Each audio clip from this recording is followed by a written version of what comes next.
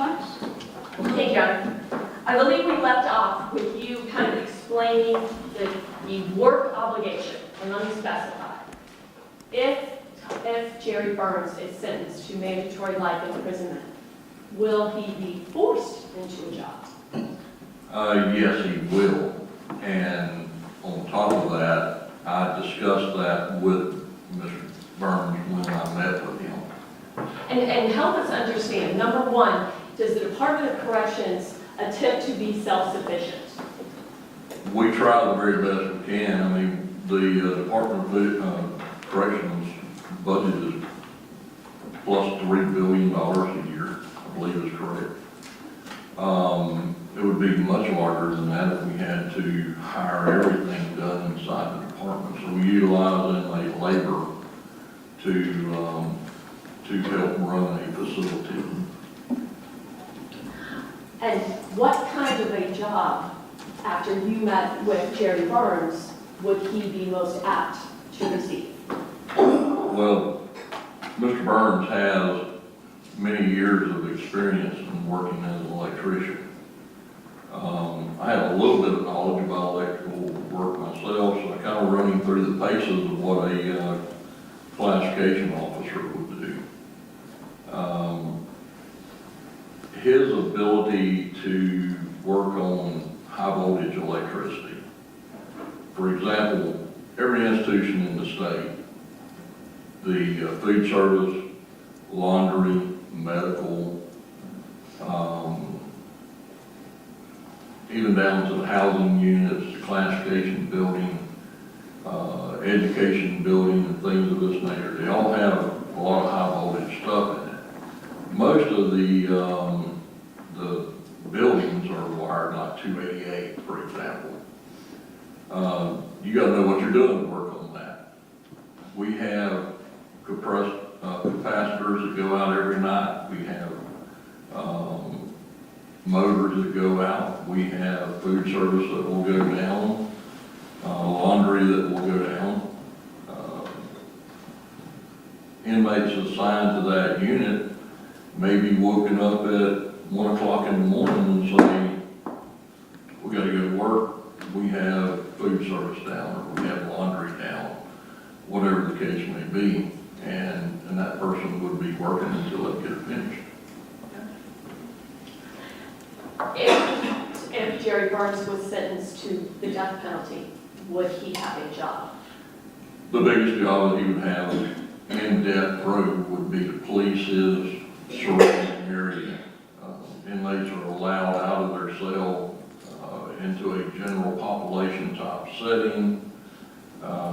In the housing unit, they're not allowed to leave that housing unit that they're assigned to, but they do have to police the area where if they're in the day room area playing checkers with another inmate. When they're done, they have to police that area up. And obviously, they only interact with others that have also been sentenced to the death penalty. That is correct. There's approximately 6 individuals at a time out of their cells on death row for recreation and general population time.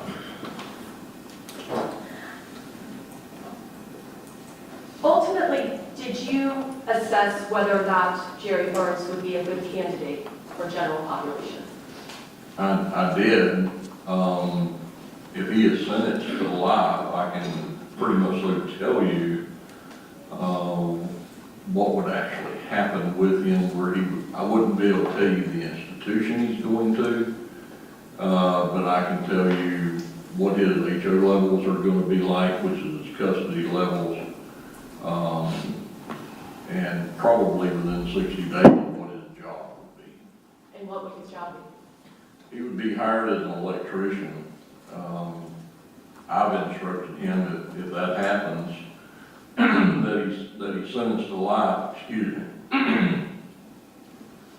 Then when he sits down for his classification review, to go over his work history, his abilities and things of that nature, he's going to remain in a reception medical center for anywhere from 2 to 4 weeks.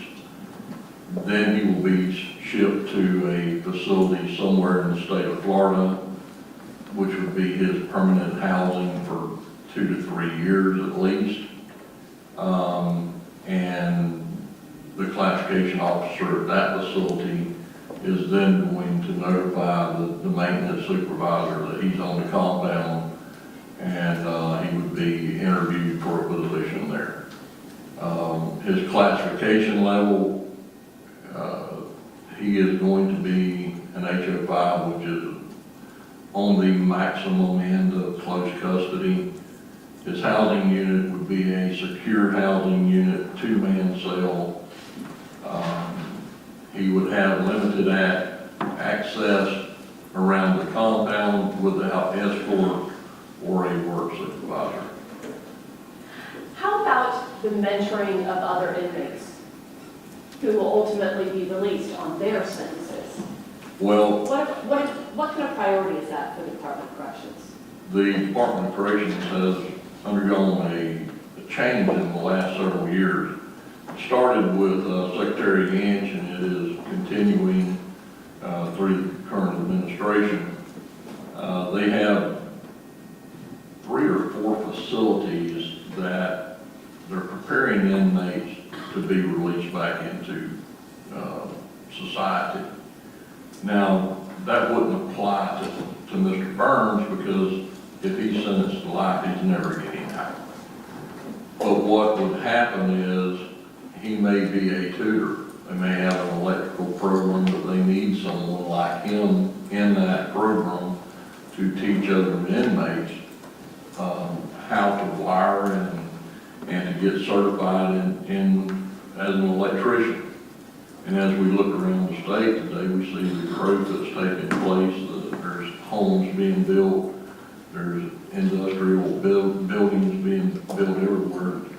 So what we want to do is release an inmate from the Department of Corrections that can actually go out and get a job, whether that's an electrician, an air conditioning repairman,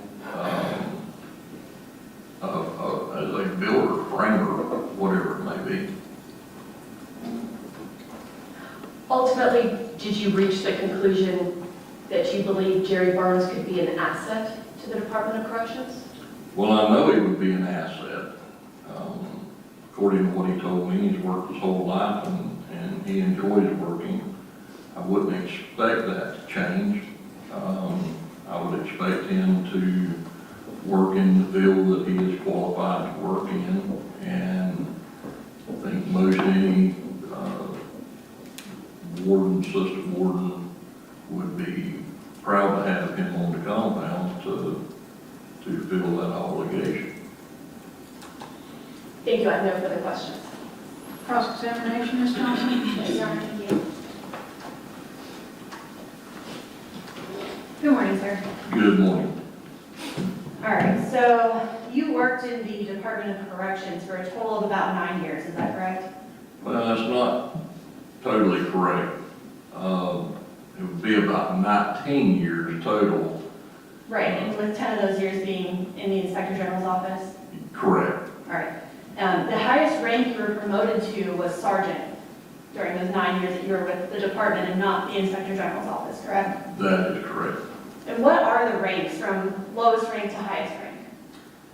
Well, I started off as a corrections officer, sergeant, correction officer, lieutenant, correction officer, captain. Slow down. Yes. Major, colonel, assistant warden, assistant regional director, deputy secretary, and secretary of the Department of Corrections. All right, so it sounds like there are several levels above the rank of sergeant, correct? That is correct. And those are all positions that you never held?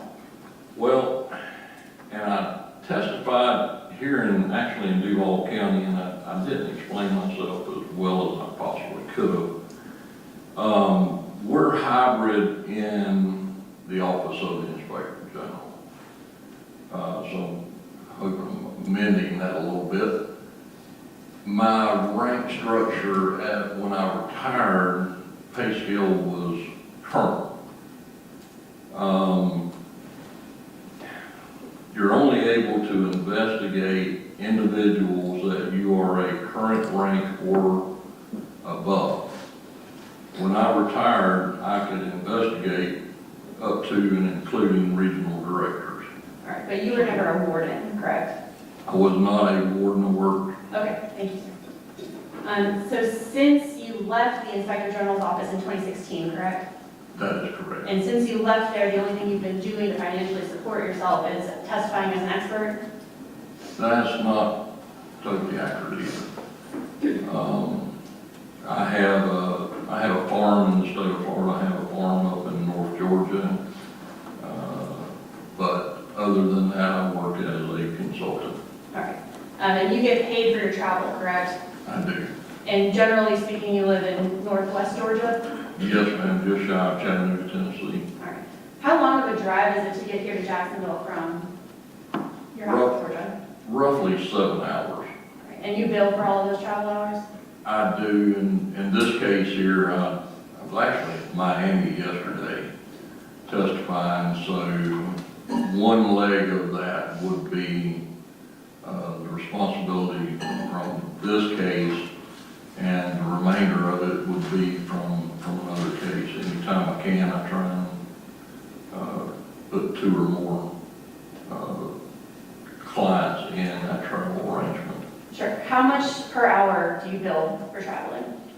Bill is $150 for travel, and I charge $250 for testimony and for review of material, working with the attorneys and things of that nature. All right. And in this case, you met with the defendant, correct? I have. And how many hours did you spend doing that? Currently figuring it up, I think I have about 21 hours of travel time related to this. According to how long I'm in court today, let's see, I had 2 or 2.5 hours meeting with Mr. Burns. Had a little bit of interaction back and forth with the attorneys. I would say, off the top of my head, probably $4,200 to $4,400 in this case here. All right. But my question was, how many hours did you actually spend meeting with the defendant? I have to go back and look, but I think it was 2 or 2.5. I'd scheduled 2, and I believe I went over. All right, yes, sir. Now, I want to talk about in prison, general population inmates, they would have access to things like a library, correct? They would have access to the library. Yes, sir. They would, as any other inmate in the Department of Corrections. All right. They have access to certain classes as well? Yes and no, and I can explain that.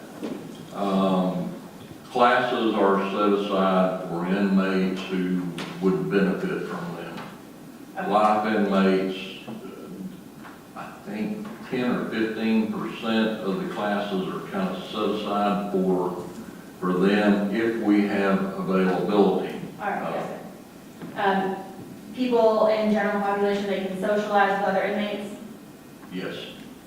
They can work out?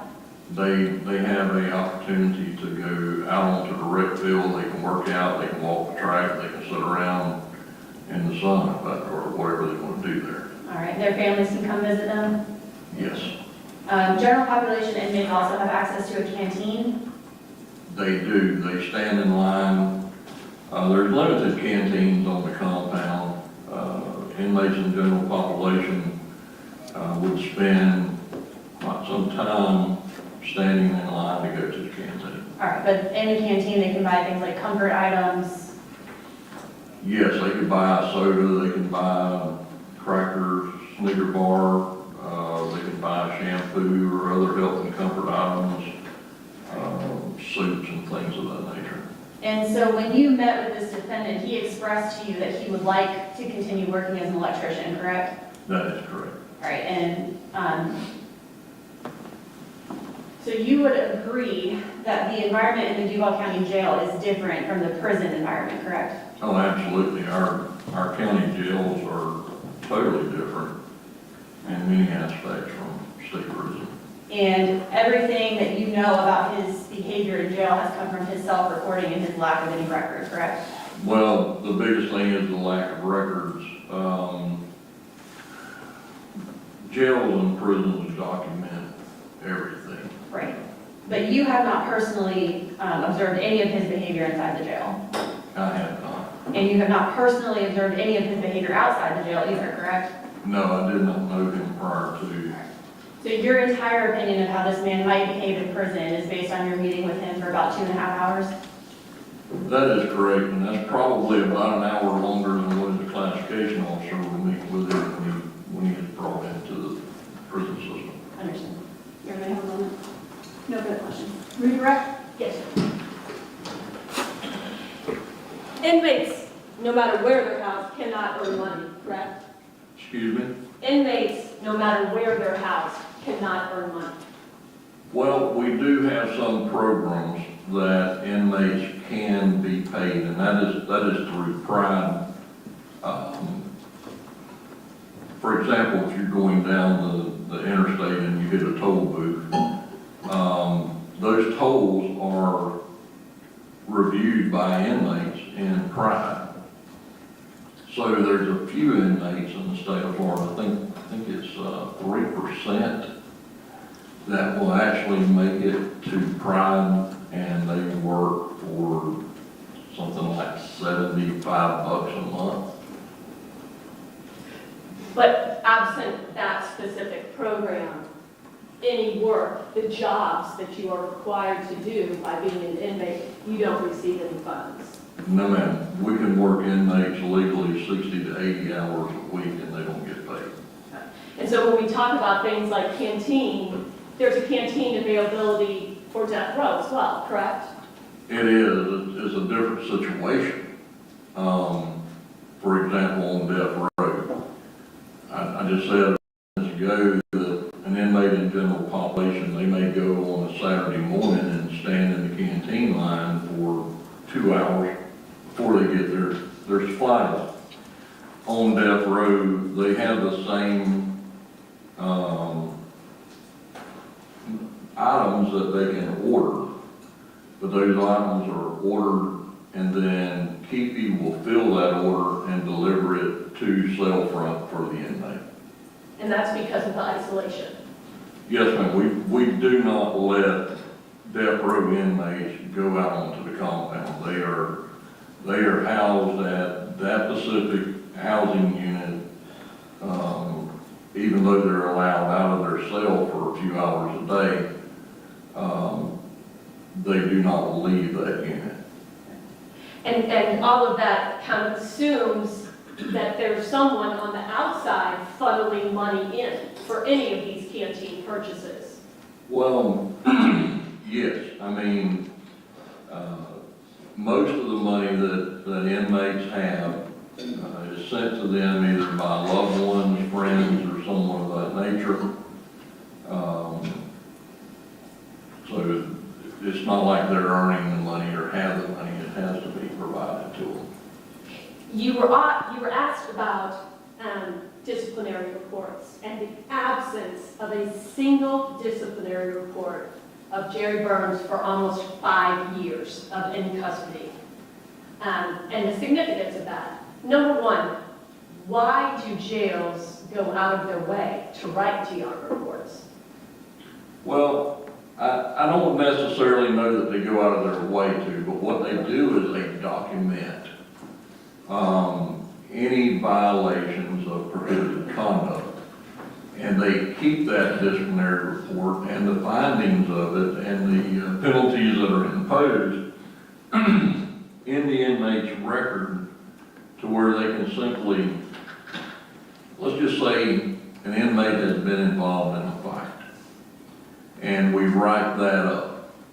The inmate gets 30 days DC time, loss of any gain time that he may have.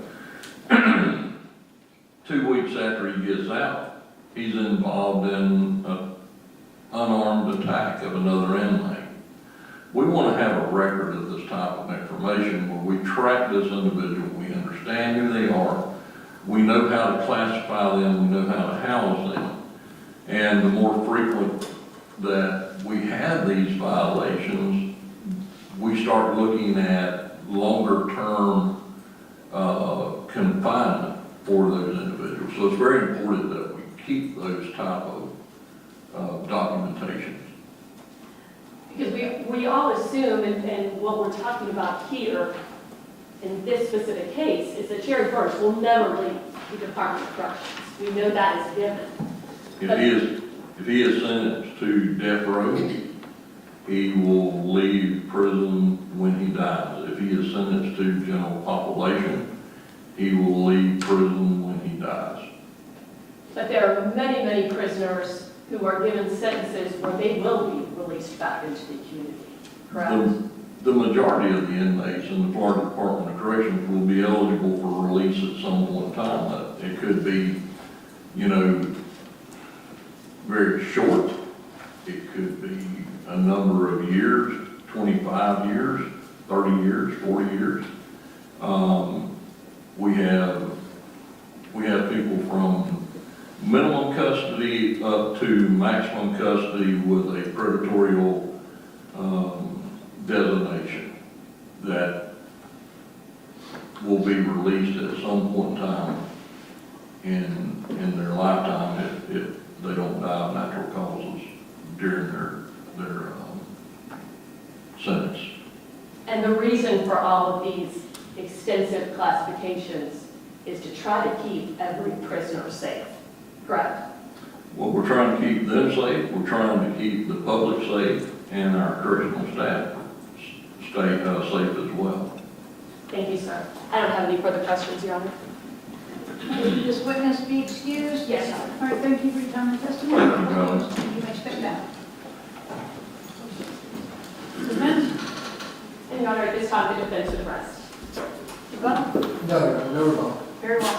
All right, ladies and gentlemen of the jury, we're going to take about a 15-minute break, and that will begin our closing arguments, but I just need everyone to have an opportunity to set up for those closing arguments. And I anticipate that we'll just go straight through from the closing arguments to instructions, and then we'll allow you to retire to deliberate, okay? So give us about 15 minutes or so to get set up for the closing argument, and we'll come back.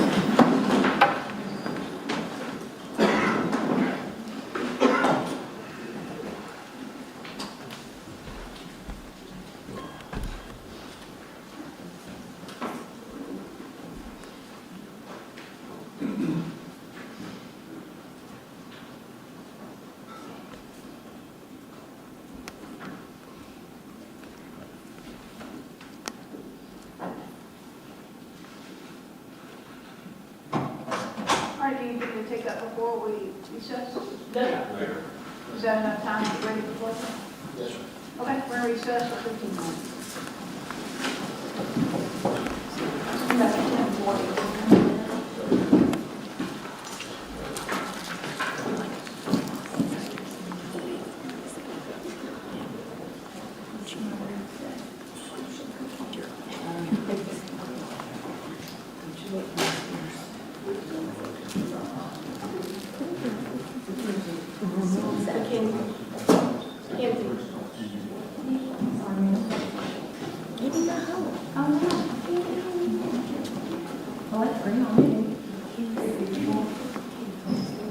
We're on recess, you have to kill the feed.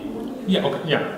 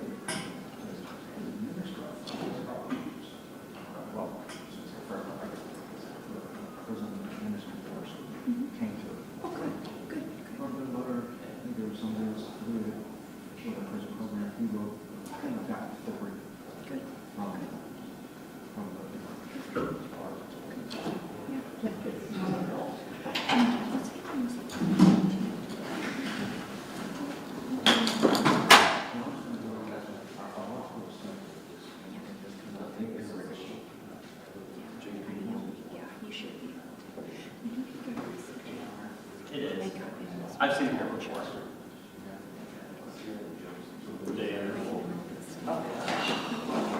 She's came up there like once or twice. She seemed nice. I guess. I would have promoted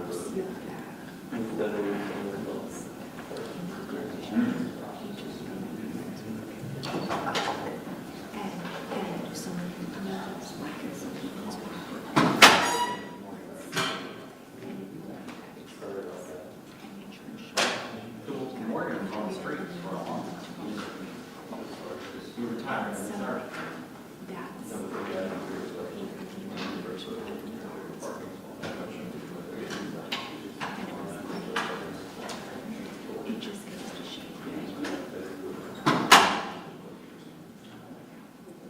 Was that when she parked in the grass? It's a free spot. Yeah. I know, you get free tax. But that's just like when cars next to Claire White or, little brown houses, like, it was first come, first served, you can get there.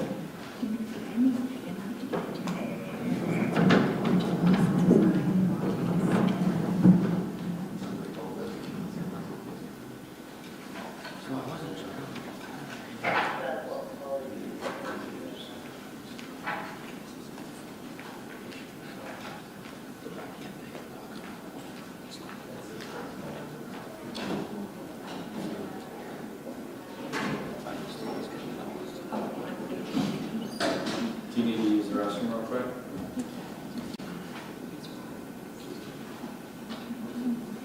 Yeah, Trisha's back there. Yeah, mine.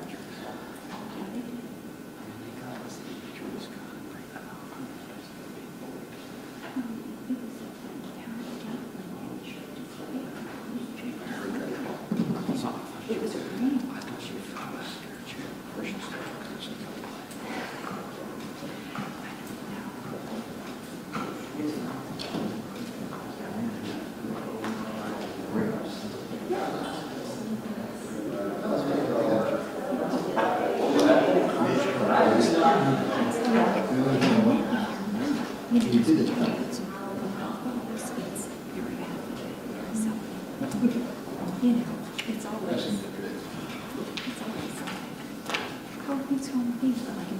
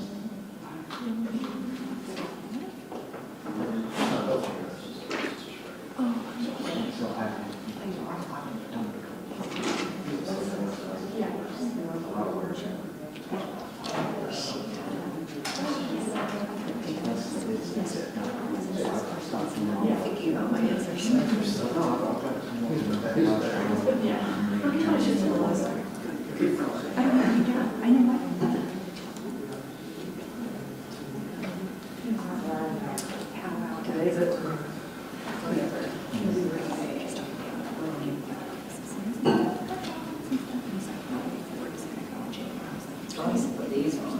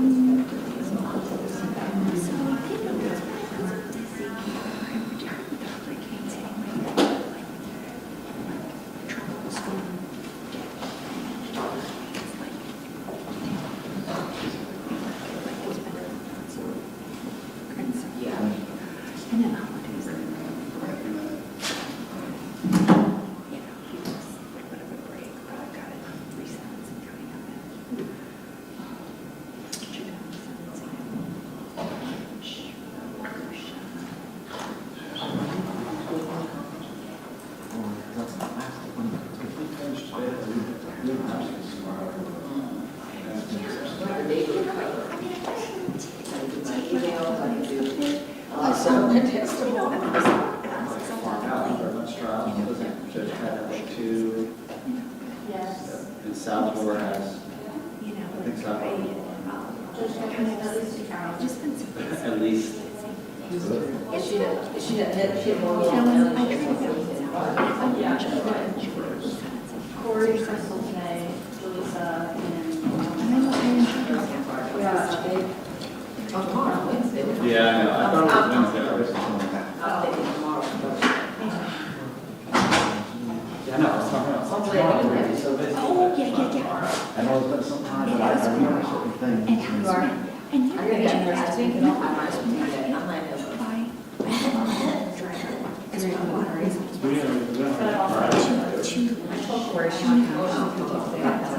No, you don't want to get on.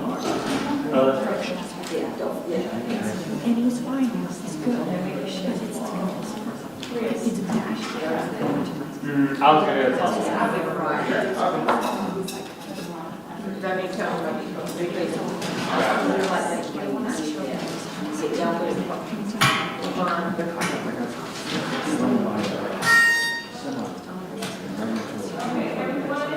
Not back. I'm still waiting for it. my all your stuff.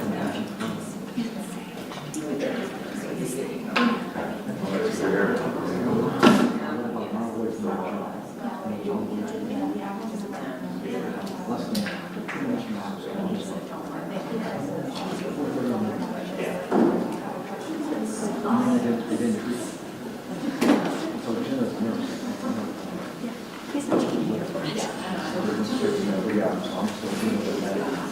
No, I do great. Well, thank you.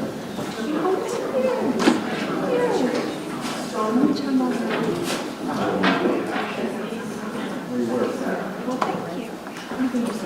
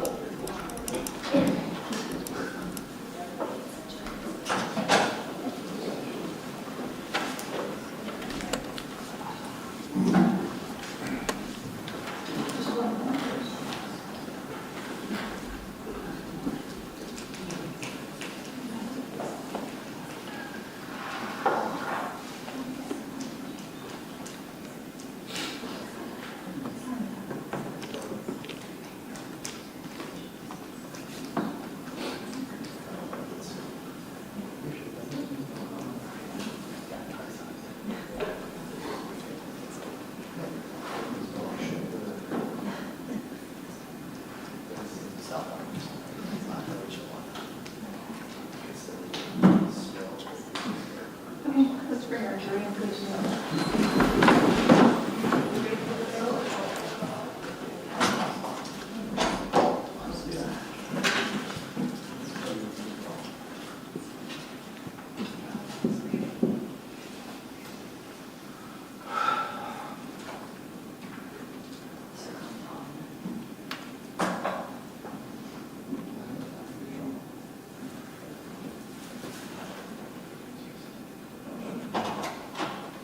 Your Honor, the jurors are entering the Thank you.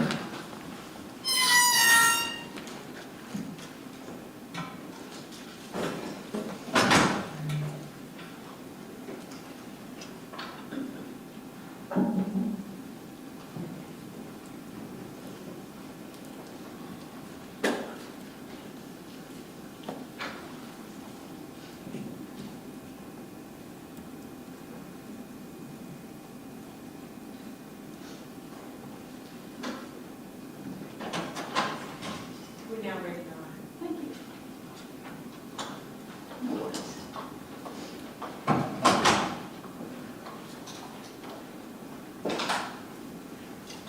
Okay, y'all be seated.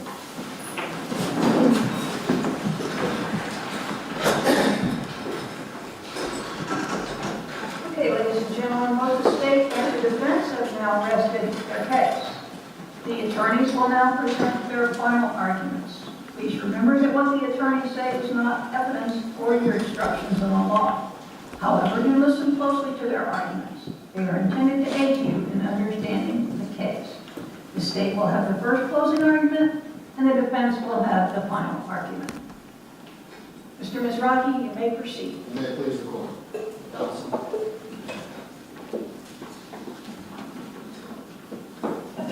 Good morning, ladies and gentlemen. The gravity of this moment does not escape anyone in this court. The state of Florida, this defendant, Velvet Burns' family, this is important for every single one of us. And the gravity of this crime will never be forgotten. Aggravating factors are there for a reason. Our legislature has decided that certain crimes are worthy of consideration of the death penalty. Those crimes have aggravating factors present. Those aggravating factors increase the gravity, the weight of the crime, and the harm to the victim. This was, as you already know, an aggravated murder. We're not going to belabor that. At this point, my words are only to point out a couple of really critical factors I submit you should be considering during the course of your weighty decision in deciding what is justice for this crime and this crime only, and what is justice for that man and that man. This crime was not done out of rage. It wasn't done to get anything of value, true value, other than money in his pocket. Greed makes this case aggravating. And that, in and of itself, makes this defendant eligible for the death penalty. And mind you, the proof of that was submitted all in the guilt phase. And there was overwhelming proof. He stated it in his text. The reason why was money. But the more weighty aggravator is the coldness, the callousness, the heightened level of of premeditation with which this defendant thought about it, planned for it, and then executed it. This was his idea, nobody else's. It was fostered and grew inside of that brain. However many sausages there are inside of it. However low he does on standardized tests. He figured this out. He set the ball in motion. And they ended up with 39 stab wounds and velvet burns. But it wasn't just that he thought about it. It was the cold and calm reflection of it. You know, the text messages about that the made-up murderer didn't want to do it in the home is striking.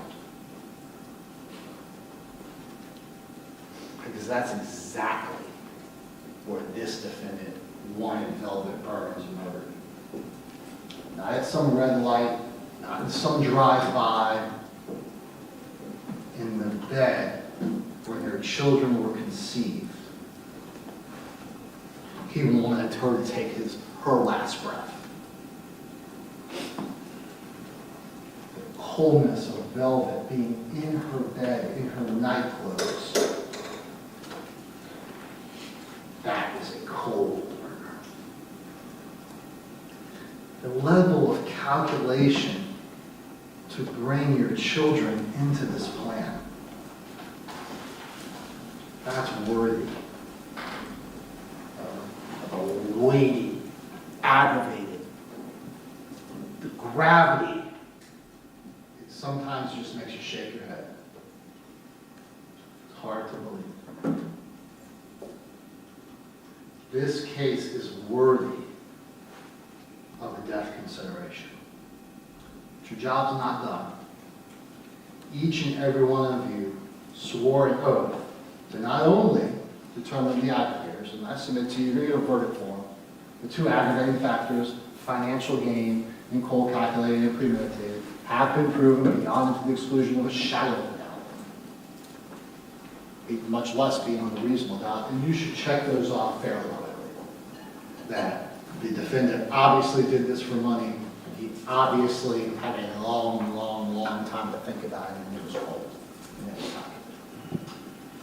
And that makes the defendant eligible for the death penalty, and I submit those are weighty aggravators that are sufficient to impose a death sentence. But then you have to, each one of you swore that oath, to analyze the mitigation and do the weighing process. So I want to spend a little bit of time on how to analyze mitigation. Mitigation, I submit to you, is not a fact of his life. It is not mitigating that he is 55 years old. It is not mitigating that he worked as an electrician. These are facts of his life, and I submit do not make the death penalty an inappropriate sentence and do not make life the more appropriate sentence. So when you analyze mitigation, you have to decide individually whether or not these things are just facts of his life or whether they mitigate or reduce the gravity of this, the harm of this, or make that life in prison is more appropriate as opposed to death.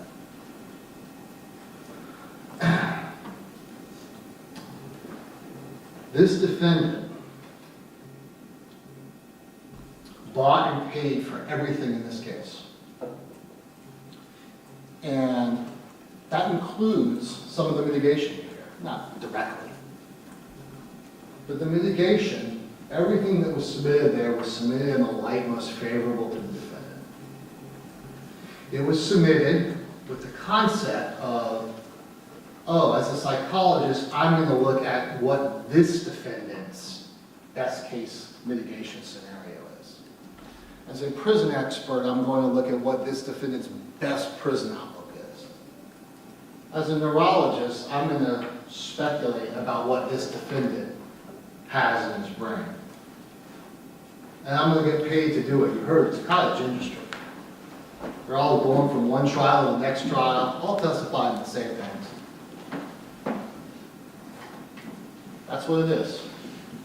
The family and friends. He was sometimes nice. Is that mitigation? Does that reduce the gravity of this one? I guess the best way to explain this is to kind of compare what we heard. So we heard a day, a little bit more, of poor, gullible Jerry Burns. He's just not that bright. And he got manipulated by Amanda Love and that mean lady that tricked him and said she loved him when she really didn't. And that's why he, I guess, thought of and helped pay for and then plan the murder of his wife. The gullible one, according to the mitigation we heard, is not the married man with 2 high-achieving kids, with a hard-working wife that everybody loved, with a business that was respected and earned lots of money, a person that never drank or did drugs,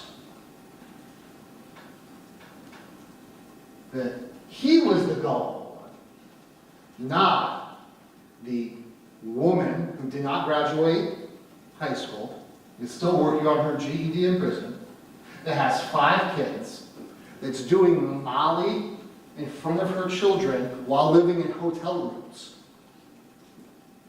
The prostitute is somehow the mastermind of all of this, and tricked the high-functioning electrician into killing his wife. Nothing could be further from the truth. You know, one of those texts that was very interesting is when Amanda said, "You could be my sugar daddy." And there's no doubt she was using this defendant for money. But make no mistake about it. Despite a psychologist being paid thousands of dollars to come up with a different analysis, this defendant was using Amanda Love. And he was using her as his prostitute.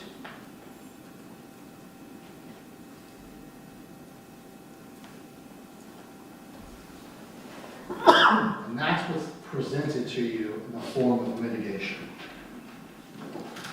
I want to spend a little bit of time going over the witnesses and analyzing what they said and whether or not you should give anything that they say weight.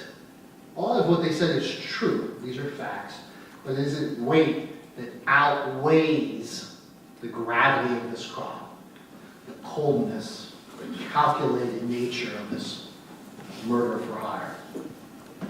Marie Thompson was a sweet lady on Zoom who was a neighbor.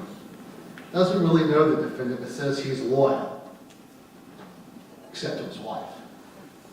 That he likes to help people, except for his wife and kids. That's it. She's a neighbor. Then there's Missy Blackwell, and I submit she provided the most information of input. And you should give some weight to what she said. She's the sister of the defendant and provides you a background of what their upbringing was like. A couple of interesting points I would make about her testimony.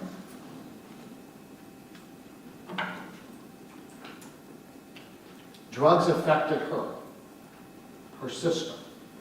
It was prevalent throughout their community. But the defendant had the wherewithal.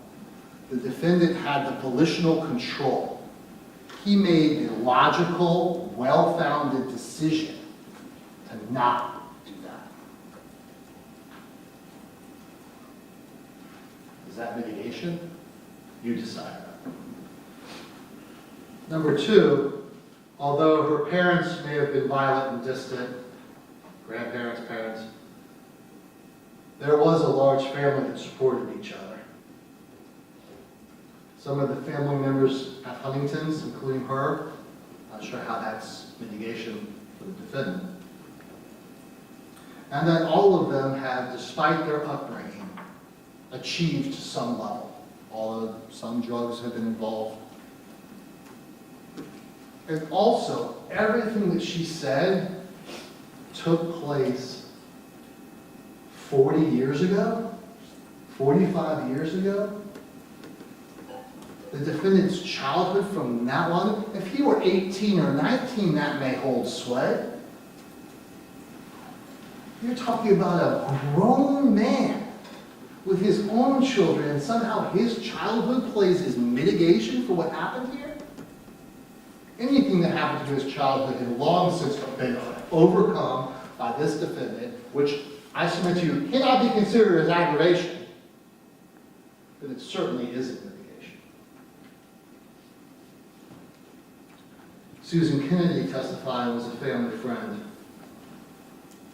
and basically said the defendant was nice and that he went out to smoke a cigarette during his daughter's graduation when she walked across the stage. And he loved working. Loved it. Larry Fagan, is that mitigation? Larry Fagan testified, and even though he went to the medical field, he now is an assistant manager at Save-A-Lot. He's the nephew. And God bless him, he's an animated witness. I don't know how he really knew the defendant since he was 16 years younger, and the defendant left home when he was between 16 and 18. But the math doesn't add up. And you know, he talked about who was related to who, and that I guess he provided some form of mentorship. But I think it's pretty obvious that that's not litigation.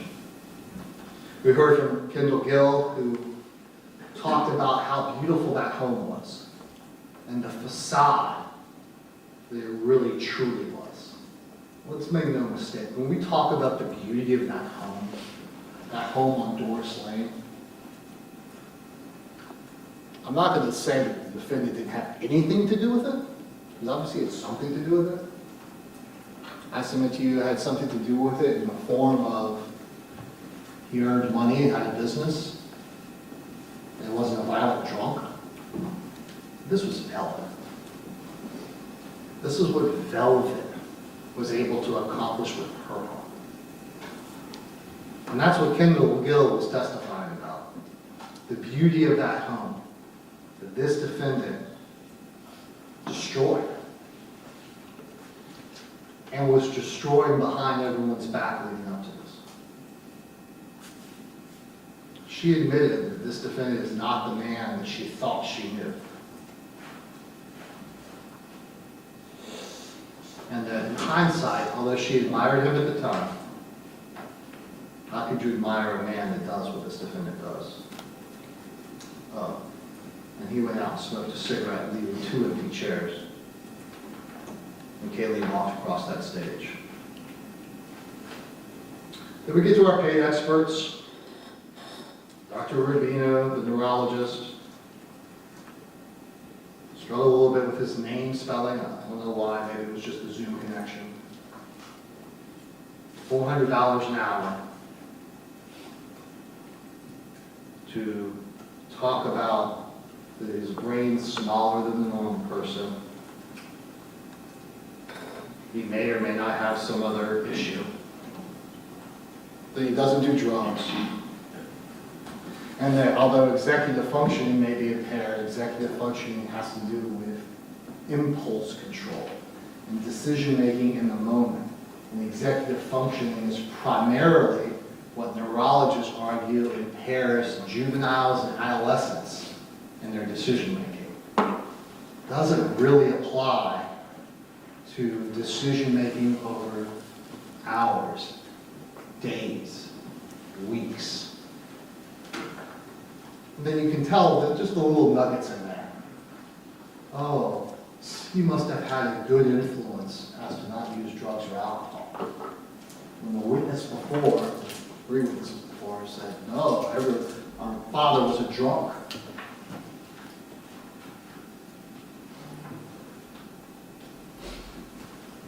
I submit nothing. Dr. Rubino said is even remotely mitigation.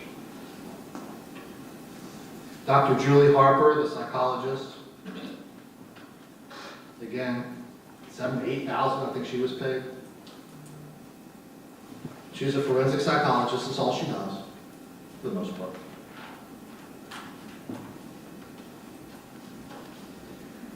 She writes, she testifies that when the defendant said that his marriage was bliss.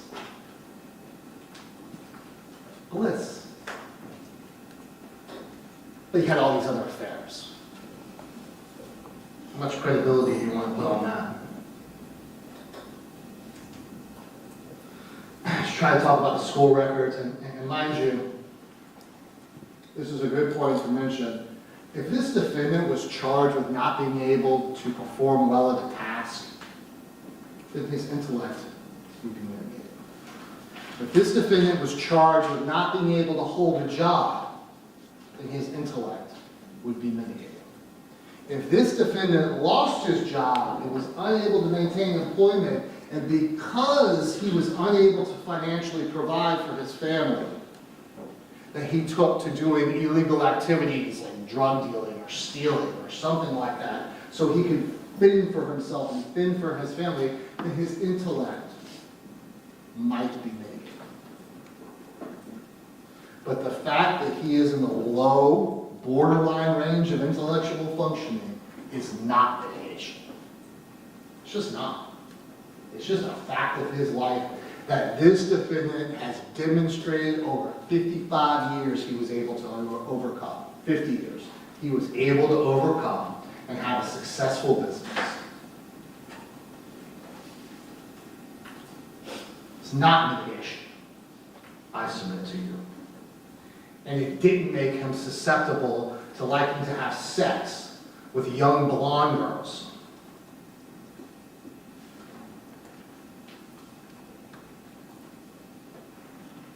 He has no schizophrenia, no paranoid delusions, no mental health diagnosis.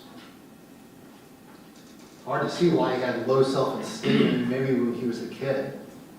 But for all the women that were throwing themselves at him, it doesn't sound like he had low self-esteem to me. And his adaptive functioning is through the roof. You know, he actually said in the interview, I just want to remind you of this, that when talking about this case, what we heard from the stand was basically the defendant's light most favorable to him, right? And you know why you know that when he's talking to Julie Harper? It's because he says, Amanda Love took from me. That's what said that. She testified to it. Amanda Love took her away from me. Bold-faced lie. She reports it. Oh yeah, he said Amanda took it from me. I think he was susceptible to her, to the crackhead prostitute.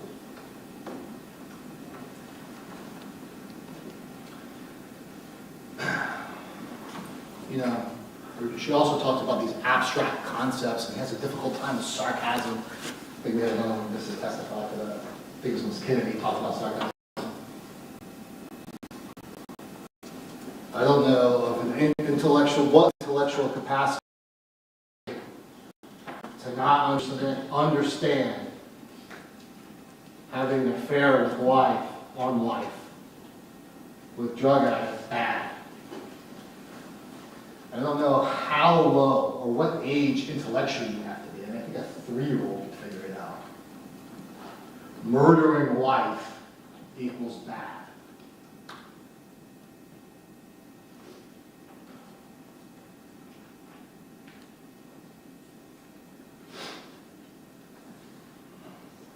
She said that he couldn't take everything she says with a grain of salt. She sits up there and says he couldn't bid on things. And Lewis Howard said he would come in and help.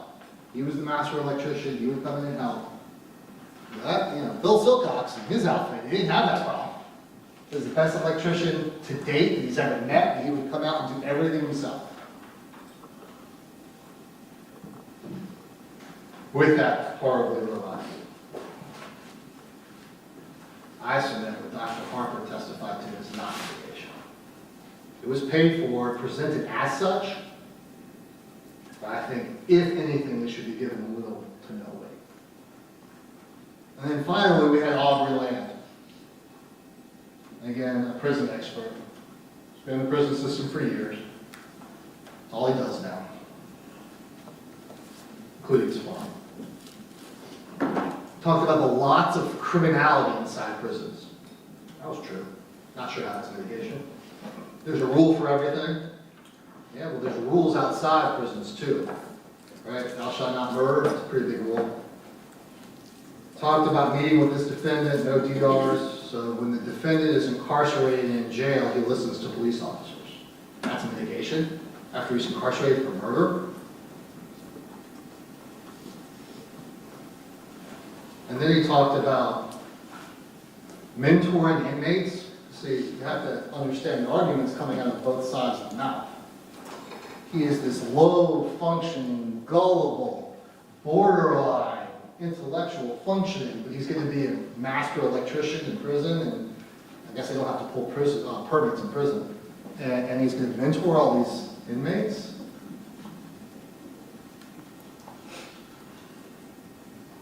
But really, none of that should be a consideration one way or the other.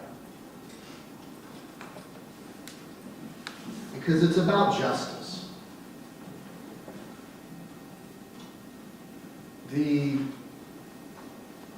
And I want to be very clear that I am making an analogy to someone that has nothing to do with this defendant. I think the analogy is proper. So Joseph Mengele used to work in the Holocaust concentration camps, Dr. Mengele. He used to do experiments on the inmates. And he was a brilliant doctor. But he also was a savage. If Joseph Mengele somehow was captured, he wasn't. But if you are captured and placed in prison after brutally experimenting on children and killing them, and then the argument comes forward, well, the world needs doctors, including the prison system, that somehow we should use him, I submit to you is an abomination. And it's not justice.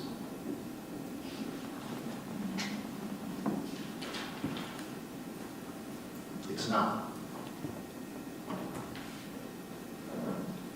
Michael Jordan is a murderer. We're going to keep him around because he's going to help the prison basketball team? Is that what this has become? Is that what justice is? Is what we can get out of him?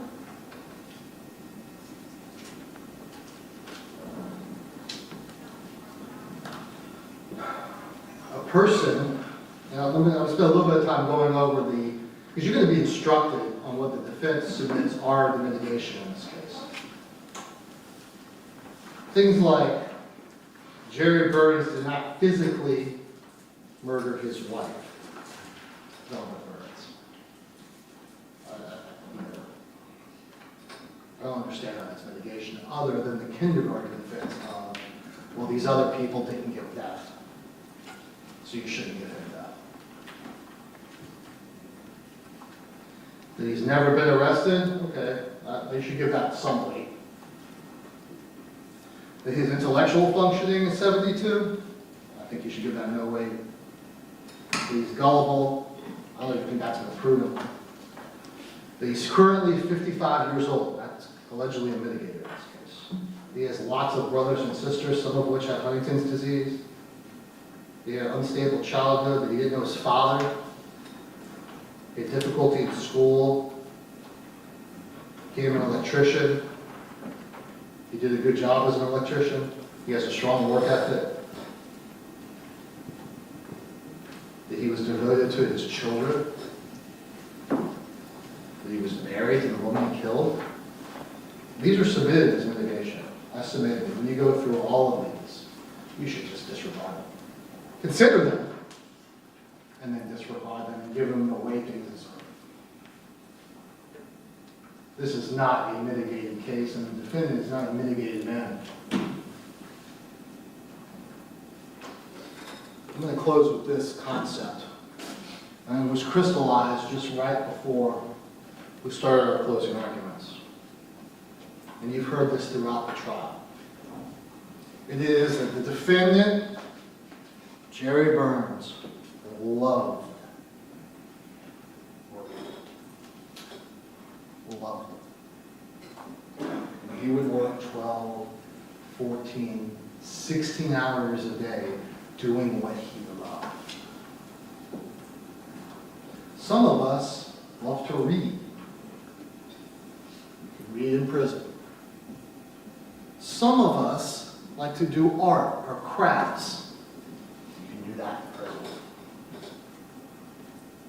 And some of us love to be workers and electricians. And you can do that in prison.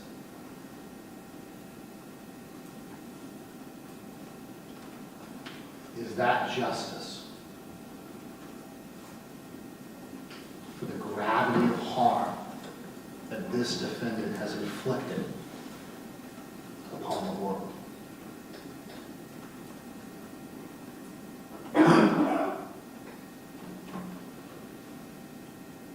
The epitaph of Jackie Robinson's tombstone,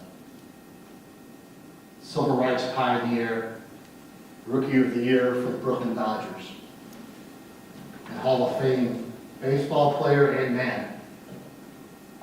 The epitaph reads, "A life is not important, except in the impact it has on other lives." Look at the impact of this defendant's cold, calculated, long-standing plan to murder the mother of his children. And compare that to the mitigation, which I submit you should give little to no weight. And the legal decision, the moral decision, is that this defendant is deserving of the highest punishment in our criminal justice system.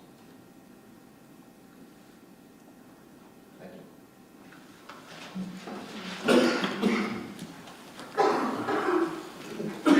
Commissioner Flex, would you like to give a closing argument? Thank you, Your Honor, please support.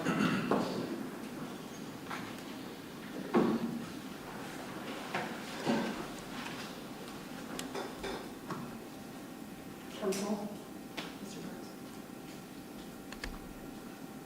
You may have noticed, as you've walked into this courthouse for the past 7 days, that when you walk in, it is majestic. You look up, and you may not have realized at the very top of our atrium in our courthouse, it actually says, and it's named after a chief judge that left us some years ago, still alive, but just retired, Donald Moran Hall of Justice. And this courthouse has been built, I think, about 10 years, roughly. And I'm always encouraged when I walk in here because it's an appropriate setting for something so incredible. You may have noticed we rise. We stand up when you enter the room. We stand up when you leave the room. That is out of respect. Respect for what we ask you to do. I agree with Mr. Mizrahi. The gravity of what you're being asked to do is not lost on anyone. Frankly, I got home last night and I realized I had not felt myself all day. My voice didn't sound like my own voice when I was standing in court. I quite frankly, ladies and gentlemen, cannot remember a single word I said to you in the opening statement. It was that weight, that enormity of what you're being asked to do, what you're being tasked to do. We spent so many of your time going through jury selection because ultimately we need 12 individual responses. For you hold today perhaps the most powerful decision that you will ever exercise over another human being. Short of making such a decision for yourself, you'll never be asked to do this again. And I'm certainly not advocating that there be less accountability, that justice not be served. We don't all come into this courthouse and work here every day, day after day, without desiring justice. And ladies and gentlemen, you spent 35, 40 hours of your individual lives last week doing exactly that. You held Jerry Burns fully accountable for his actions of the spring of 2019. Fully accountable. There's no half accountability. It is fully accountable. He will never walk amongst us again. Never. He will be institutionalized. He'll be watched. He'll be told what to do and when to do it. He will never wear anything other than a jail uniform, prison uniform again. He will wake up when he is told to wake up. He will eat what others decide. He will move only when others allow it, and he will leave prison in a coffin.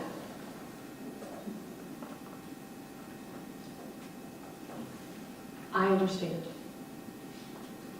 You may be angry about this crime. I submit you probably wouldn't be human if you didn't have some kind of anger. But we don't operate from a place of anger. You might think to yourself, well, it'll somehow make someone feel better. That could not be farther from the truth. We do not make decisions like this based on concepts of revenge or anger. And why? We're better than that. You're making a sentencing determination for someone who has gotten an F in life. He is a murderer. He'll never walk amongst us again because you have labeled him as such.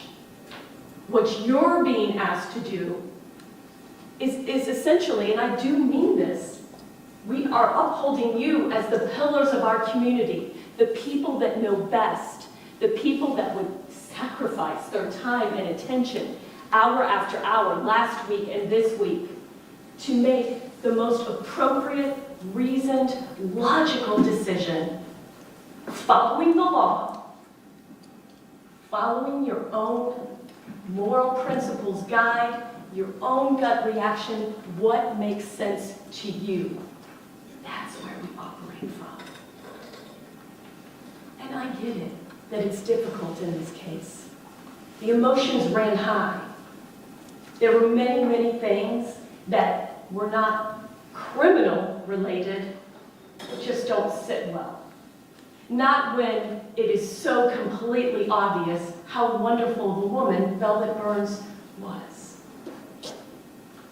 But that doesn't make us just skip to some type of strict justice, that we don't consider everything about the person. You found Jerry Burns guilty of first-degree murder. And that means he is done. He won't walk amongst us again. He will not participate in any form of life as any of us know it. He will be punished. And when the Florida legislature sat down, what they did not do, but they could have. So we all know our legislators can pass whatever law they feel is appropriate, whatever we as a society would want. And they sat down and they said, if you intentionally kill another person, it shall be called first-degree murder, and the punishment is one of two things and only those two things. Mandatory life imprisonment or the death penalty. And they give discretion.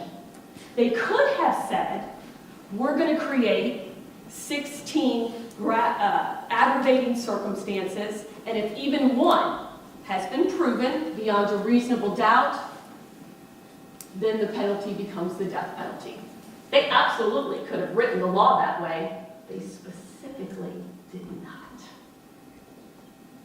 They specifically did not, because again, we as a society are better than that.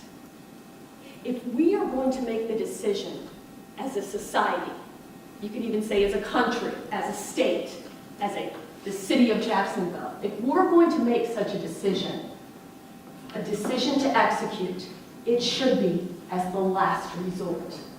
Isn't that what we do in all of our other decisions, where we authorize murder? If we're in a war situation, we only kill when all negotiations have failed.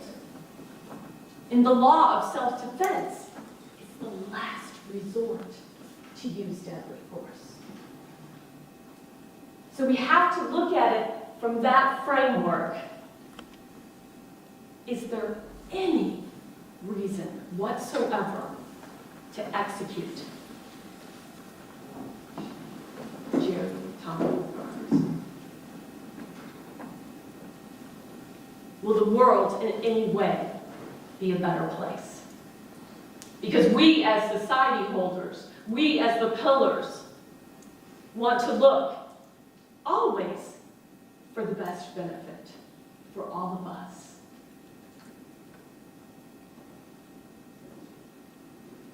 Life without parole means exactly that. He will die in prison. There's no opportunity for release. He will die from natural causes with a life in prison sentence or anything else that might happen to him. Prison is a dangerous place.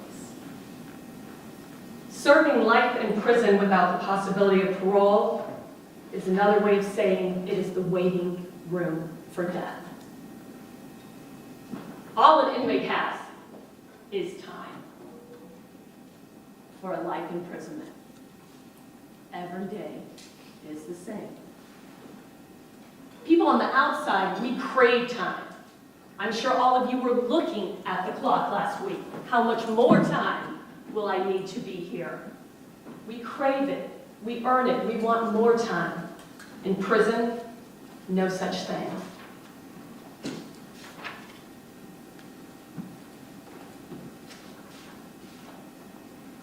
It's been argued he made a free choice to kill. That is what you found him guilty of. That is done. It doesn't help us as we try to determine what's the appropriate sentence for him.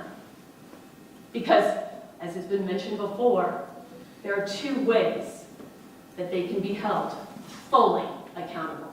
And that's the way the legislature envisioned it. Every first-degree murderer that has been convicted made that decision. It's been repeatedly argued that his actions of the spring of 2019, in his 50th year, showed his true character. True character. That kind of an argument is just kind of a distraction for you. That's why you found him guilty. No one thing defines us. We are all not the worst thing we've ever done. If that were the case, if that's the kind of analysis they wanted you to use, again, they would just go to strict justice. You prove beyond a reasonable doubt one aggravating circumstance, the death penalty shall apply. That is not the law, ladies and gentlemen. Murder is not something he did. Murder is not something he is. It is something he did. in a very long life.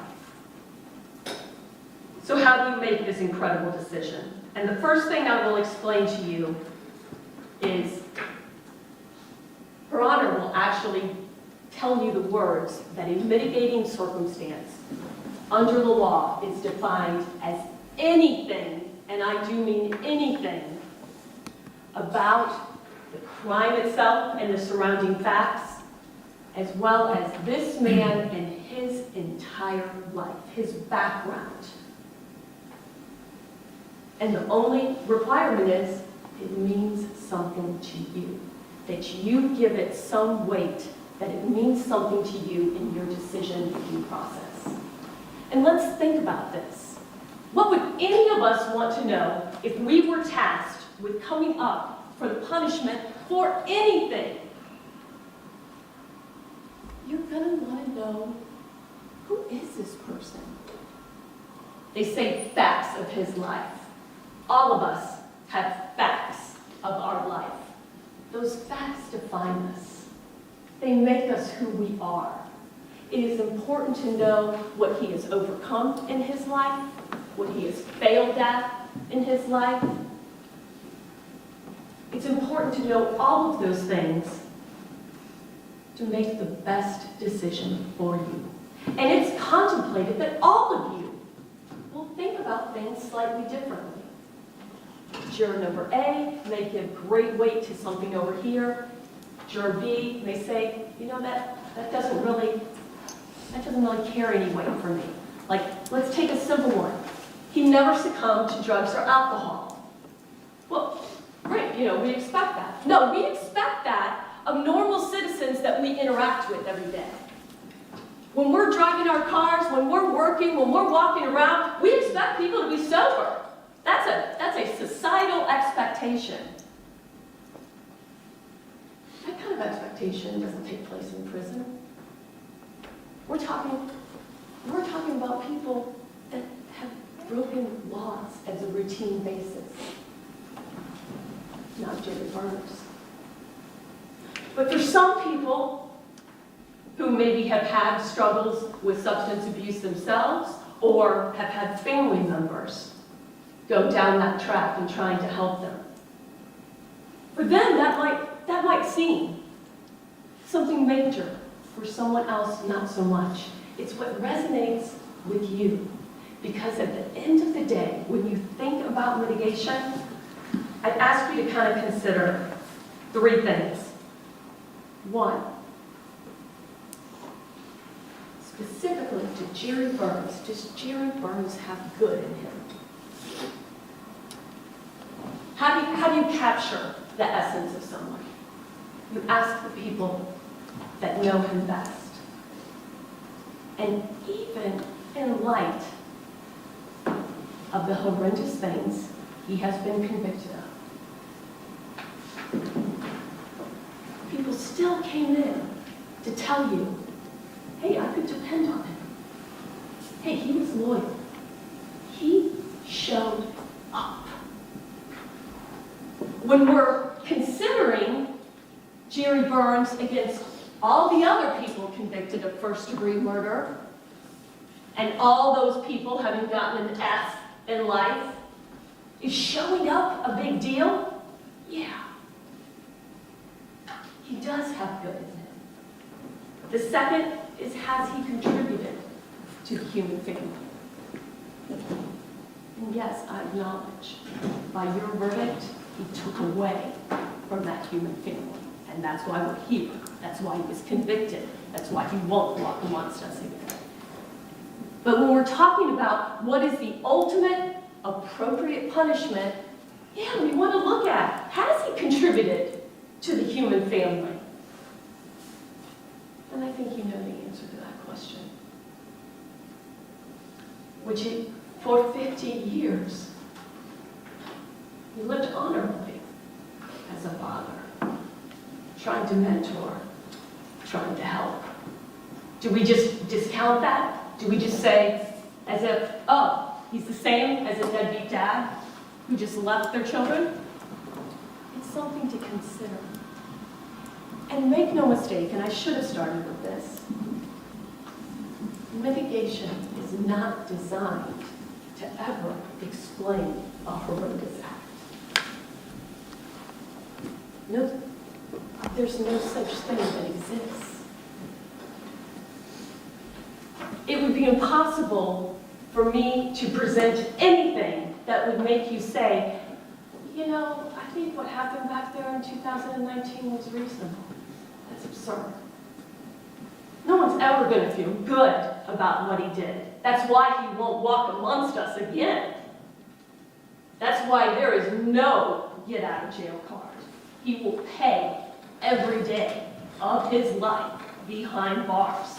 He will wake up every day, the world going on without him because of his choices and because he must be sentenced. And finally, the third thing, overall, when you're considering, as I look at all of these details, as I come up with some personal mathematical formula in my own head of what weighs more, what tips me in the right direction, consider, can he still contribute? Does he have something left to offer this world? And I submit to you, we've shown you he can. Always trying to find the silver lining. You take away every enjoyable thing of life and you force him to do the one thing we know he's good at, that can aid us all, that can actually benefit someone. His life is reduced to his skill as an electrician.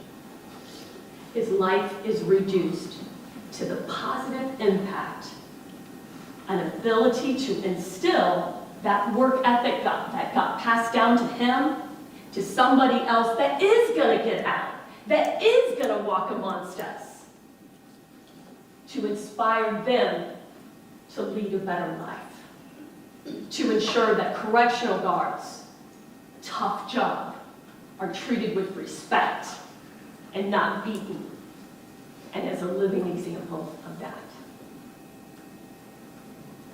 All of those things I'd urge you to consider. Because if you make the determination to execute Jerry Burns, you execute all of the good things he actually had done in his life. You execute the father. You execute the brother. You execute the friend. You execute the worker. All of those things are gone. I want to go over some of the circumstances that we have specifically listed. And again, unless you are going to just avoid the law and decide that the legislature really just meant if you find beyond a reasonable doubt an aggravating circumstance exists, jump to the death penalty.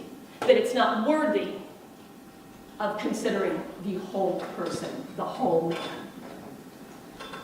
And the first one is in regards to that Jerry Burns did not personally, physically hurt his wife. When we're considering what the ultimate punishment should be for Jerry Burns, I do ask you to consider that legally, we know, and you all found, as a principle, Jerry Burns is responsible for every action that Amanda Love and Stephen Hand did. And that is 100% true. You have found him guilty under that theory of first-degree murder. But I want you, just for the sake of kind of thinking this through, consider if Stephen Hand and Amanda Love had just taken the money and run. Never harmed a hair on Belden's head. Jerry Burns would still be guilty of attempted first-degree murder based on everything you all found. You all found he had the intent. You all found that he communicated that intent to others. They ultimately acted on that. But regardless if they had ever acted, he would be guilty of that. But the opposite is true as well. He relied on them to actually physically do it. Had they not, nothing would have happened. And so you have to weigh that of all the circumstances. Is it less than? Should he be found guilty of something less than first-degree murder? Of course not. You all deliberated and found that he intentionally was involved. But no, he did not physically harm her. You also have to consider that Stephen Hand and Amanda Love are not receiving the death penalty. It wasn't even sought. Wasn't ever even sought for Amanda Love.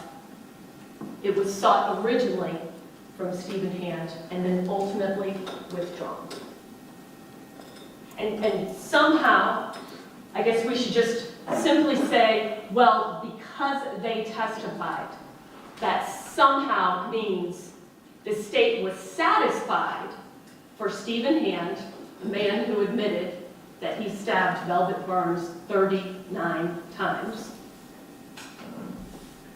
The state is satisfied with mandatory life imprisonment for Stephen Hand, but somehow is not satisfied for Jerry Burns. The reality is the state of Florida and the law, by the way they wrote the law, are always satisfied with a mandatory life imprisonment sentence. If they didn't, they wouldn't make it an option.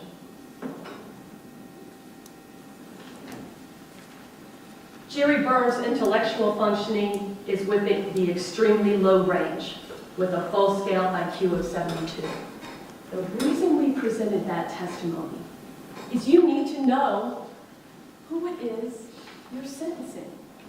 Again, we almost put black robes on you all. You have to look into the entire person. And so, is it important to know that not only is his IQ a 72, which in all honesty, I don't know a lot of people's IQs, that really isn't helpful information, I would suggest to you, unless you know something about how IQ tests are scored and such.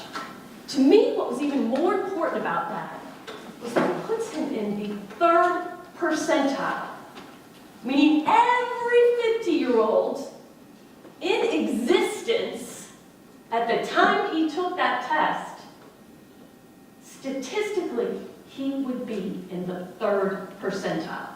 Easy math, way to look at it. If it's 100 people lined up, 97 of them are going to be in front of him. Is that important to think about when you're thinking about what the appropriate sentence is? Ultimately, you all are the deciders. But I would suggest that as you are weighing and trying to determine what is the appropriate sentence, that you would want to know what's the underlying makeup of this human being. How does he interact with others? How does he absorb information? And most importantly, how does he make decisions? I submit to you, when Dr. Harper explained to you, and one of the reasons I thought it was so compelling was she said, someone of that IQ level, they easily substitute somebody else's judgment for their own. It's a coping mechanism. If all of your life, and as is borne out by the school records on, not able to pass electrician's exams, never having gotten a GED, dropping out in 10th grade, not having passed a single assessment, you start coping of okay, I will just try to latch on to others and I will just try to keep going. That's why it's important to understand the dynamics. And let me, so I don't forget, just comment on the claim that the defense team bought their testimony. Ladies and gentlemen, to suggest that these folks shouldn't get paid is like saying I shouldn't get paid, Her Honor shouldn't get paid, Madam Court Reporter shouldn't get paid. We all work for a living. Of course these people are going to get paid. Is it some cottage industry? No, I think what they explained was, I don't take every case that I get offered. Or I get consulted and I have to explain, I have nothing to contribute to the decision. We put these people before you because they have helpful information as you struggle with ultimately what the right decision is in this case. A decision each of you will not only make individually, and most importantly, will take with you long after you leave this courthouse. When you're home alone at 2 o'clock in the morning, when you think about it, it will only be you that will live with that decision. It will only be you that will think through again and again, did I make the right one? Is it important to realize he's 55 years old? Ladies and gentlemen, I submit to you, yes. And the reason for that being, is it a big deal? If we were sentencing someone for petty theft, wouldn't you want to know how old they are? And most importantly, what kind of record they have? Have you done this before? Have you done any kind of criminal activity before? And the reason that's so critical is that he will be in a setting with other people. If he is placed in general population, he will be surrounded by people. And so you'd want to know, is this somebody that's going to try to beat up other inmates? That's going to try to steal from other inmates? That's going to try to be a menace or disrespectful? You'd want to know that because there are plenty of prisoners who will eventually come out. All of those should be important to you as you make this decision. Jerry Burns' medical history, his family medical history, again, that's something that explains who this man is, the fears he has. Half of his family members have a neurodegenerative disease that is fatal. Is that something that affects Jerry Burns and worthy of your consideration as you make the decision on whether to terminate his life? I submit to you it does. I submit to you every fact about his life should mean something to his ultimate sentencer to determine what has this person gone through, and for his miserable failing of what you have convicted him for. How many years, days, hours did he live honorably? And he lived honorably under these conditions, having family members that had succumbed to drug and alcohol use. He watched his family members cope with stress and let's be real, doggone, life can be difficult. They coped with it by escaping through drugs and alcohol. Is it important? Is it worthy of your consideration to know that the man you're ultimately sentencing doesn't do that? He doesn't try to escape with drugs and alcohol. His way of responding was work. He did not have a stable childhood. And why? Would I submit to you that's something worthy of your consideration? It's because the uncontradicted testimony showed you in this case, he didn't repeat that cycle, if he only did what he had seen as a child, and it was important to bring out what did he see as a child.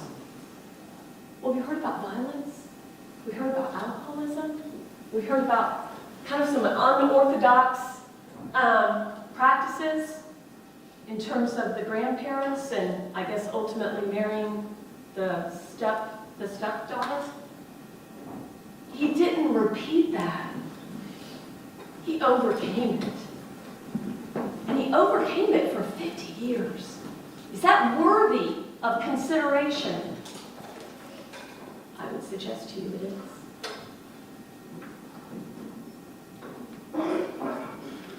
He overcame and was able to be a good provider for his family. And that to him was honor. That to him was breaking out of that shell and being able to do that for his family. He is somebody that has maintained very close relationships with friends and family over the years. Friends for 20 plus years. Lewis Howard, known him probably 40. Mike Silcox, William Silcox, I did it again. Bill Silcox and Michael Lloyd, friends for years and years and years. Because he was a good friend, because he led his life in a certain way. And I humbly submit to you, and it's hard to say that in light of what he's been convicted of now, but that's why I have to keep going back to it. Every mitigation witness told you, without question, through gut-wrenching tears, I don't know the person that was capable of doing what you convicted him of. He didn't bamboozle him for 50 years. He walked the walk. He talked the talk. He did the stuff. Is that worthy of consideration? I humbly suggest to you it is. If you see something in this man that you just can't put into words, ladies and gentlemen, that's mitigation. If it points to you in your stomach that says, on these facts, on this case, life imprisonment is appropriate.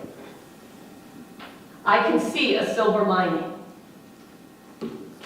I will take away every single great thing about life, and I will stick him in a dank, dark place, and every morning he can wake up in a cold prison bed behind cold prison bars and do the only thing we can trust him to do at this point: work for our benefit. And he can think about those two beautiful children that used to look up to him. And how their lives are going on without him.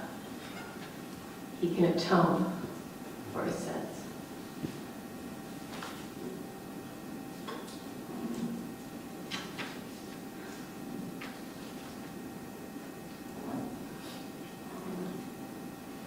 The ultimate weight that you give the aggravating factor in this case is up to you, each individual. I submit to you, each one of you will think about it differently. I urge you to give it serious weight and ask yourself those questions again. Number one, is he the worst of the worst? He might win worst husband, but is he the worst of the worst of criminal murderers? You know that's not true. Did he live his life in such a way for so very many years that he has earned some acknowledgement of respect of how he tried to live? Again, he'll never walk amongst us again. I urge you to look inside each individually yourselves and come to the conclusion that is ultimately right for you. Velvet Burns will serve justice. Those responsible have been held fully accountable by you. We'd ask you to save Jerry Burns' life, because it is a life worth saving. Thank you.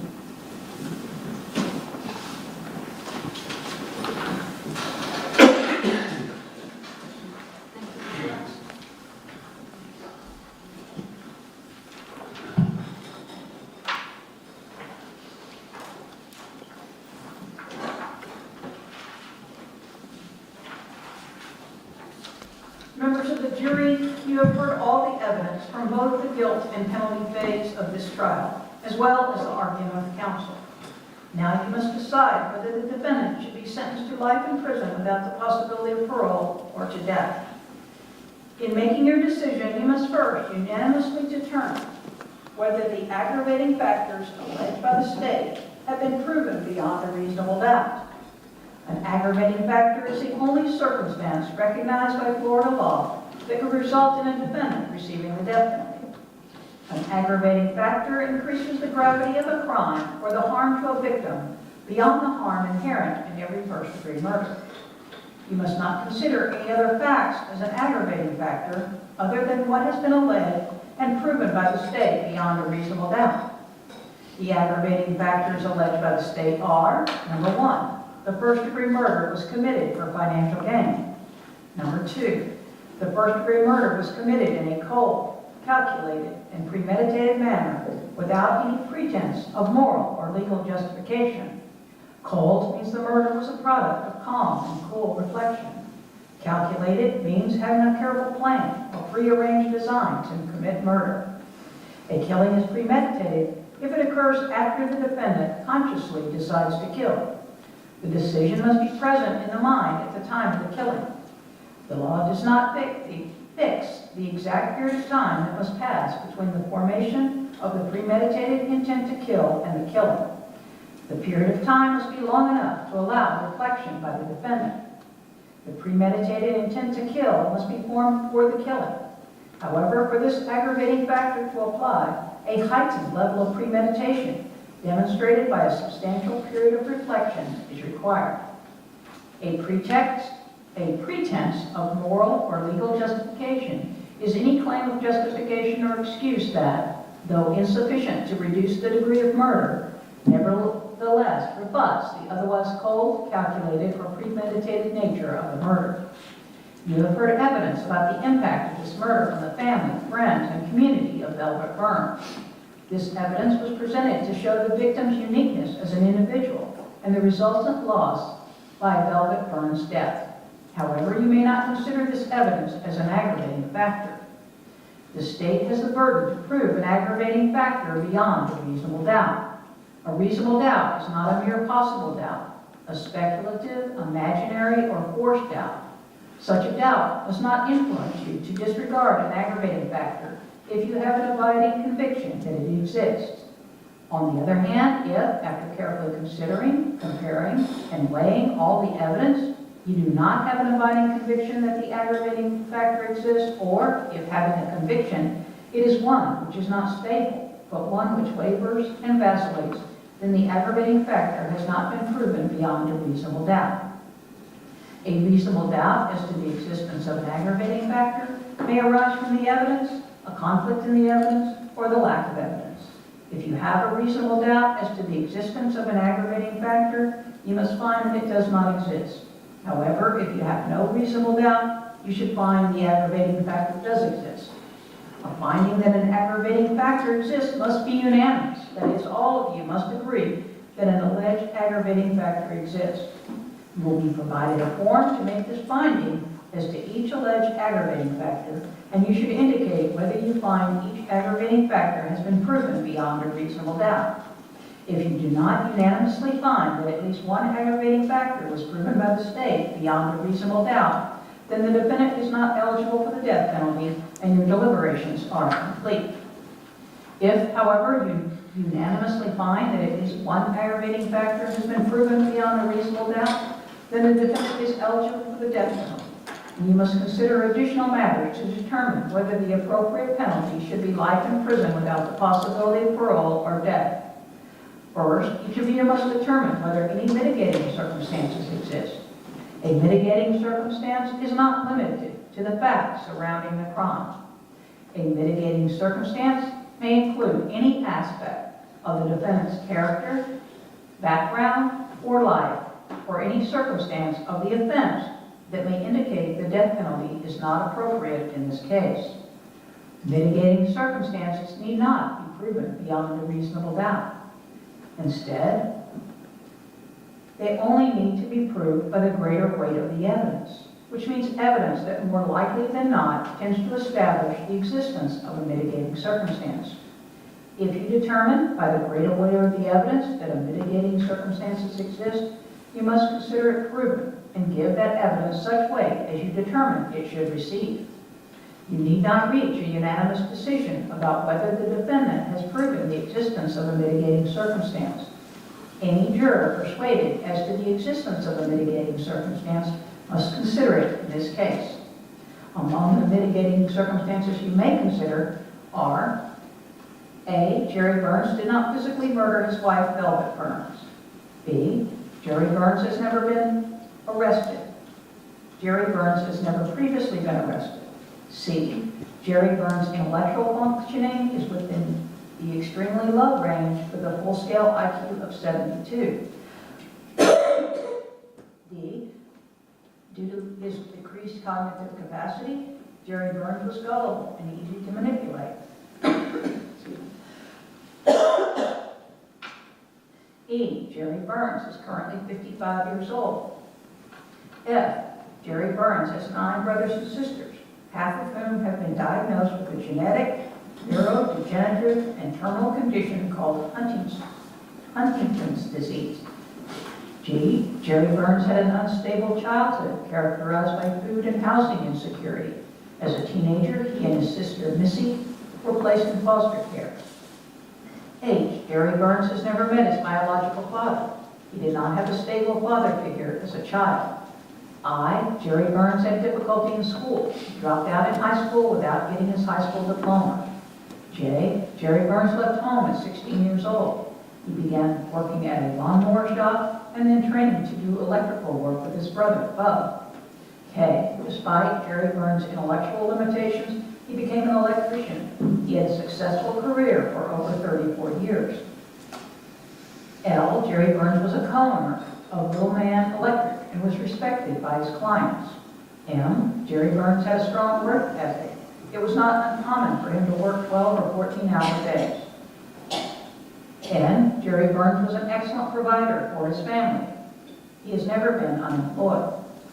O, although several members of Jerry Burns' family suffered from alcoholism and substance abuse, Jerry Burns does not drink alcohol or use drugs.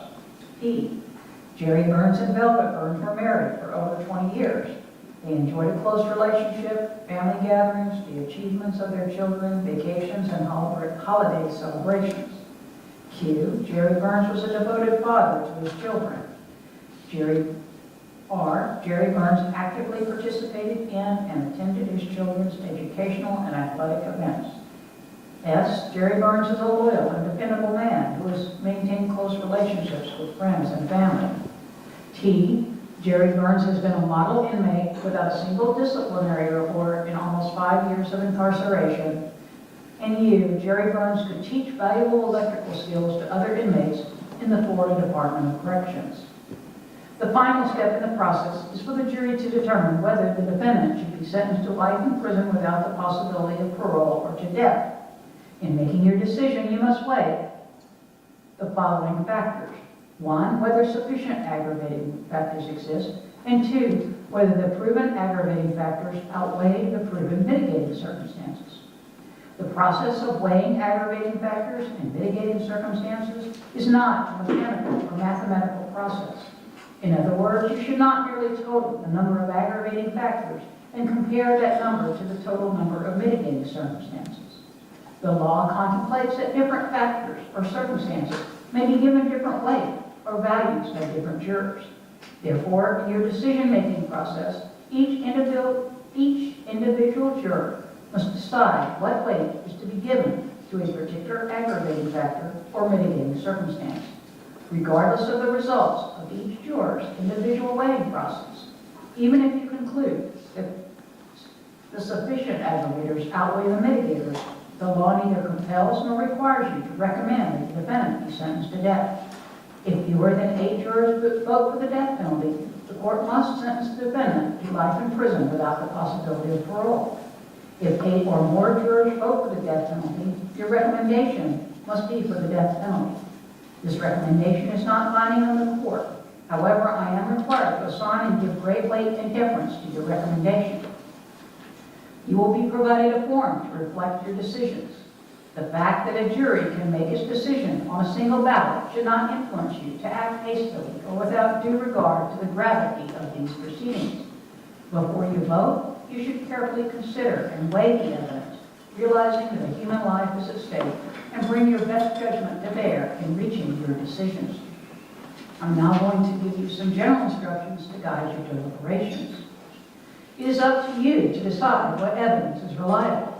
You should use your common sense in deciding which is the best evidence and which evidence should not be relied upon in considering your verdict.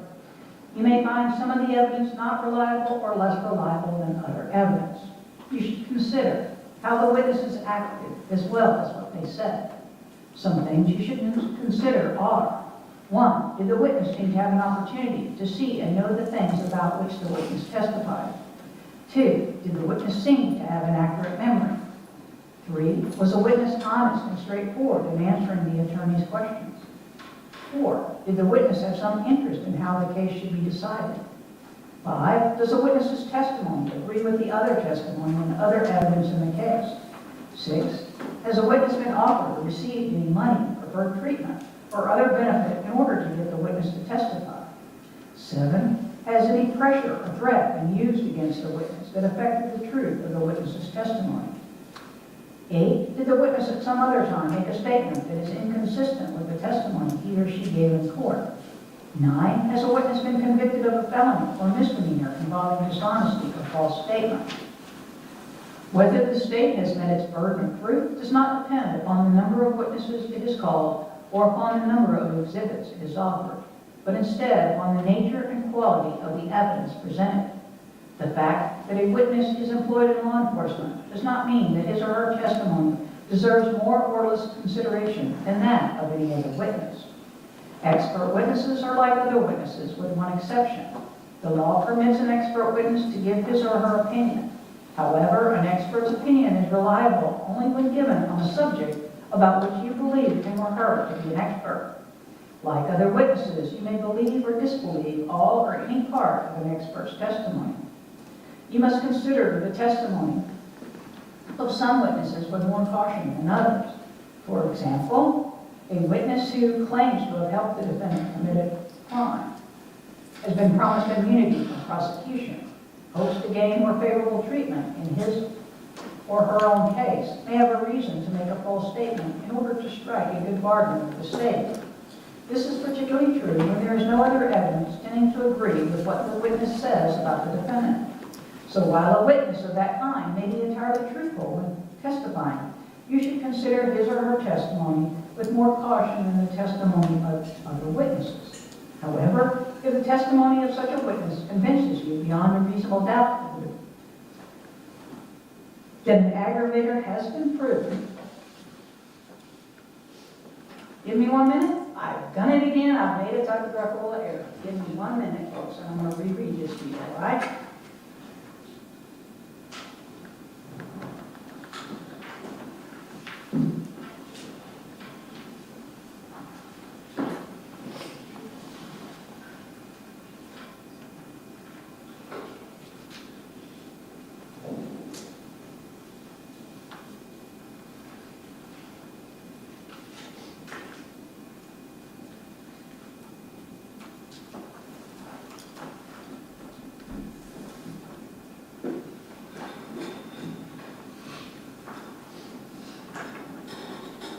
Okay, we see council subordinates. 1 minute, y'all. I'm gonna get it right.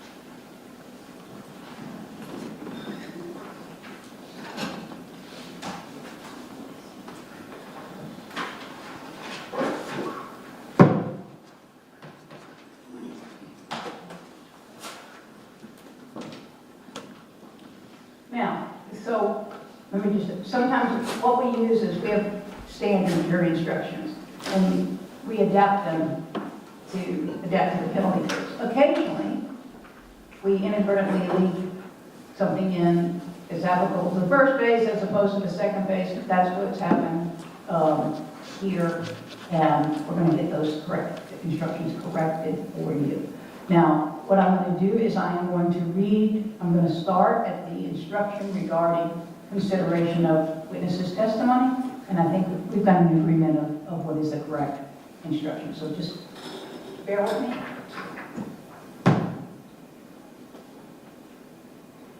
You must consider the testimony of some witnesses with more caution than others. For example, a witness who claims to have helped the defendant commit a crime has been promised immunity from prosecution, hopes to gain more favorable treatment in his or her own case, may have a reason to make a false statement in order to strike a good bargain with the state. This is particularly true when there is no other evidence tending to agree with what the witness says about the defendant. So while a witness of that kind may be entirely truthful when testifying, you should consider his or her testimony with more caution than the testimony of other witnesses. However, if the testimony of such a witness convinces you beyond a reasonable doubt of the existence of an aggravating factor, then you should find the aggravator proven. It is entirely proper for a lawyer to talk to a witness about what testimony the witness would call if called to the courtroom. The witness should not be discredited by talking to a lawyer about his or her testimony.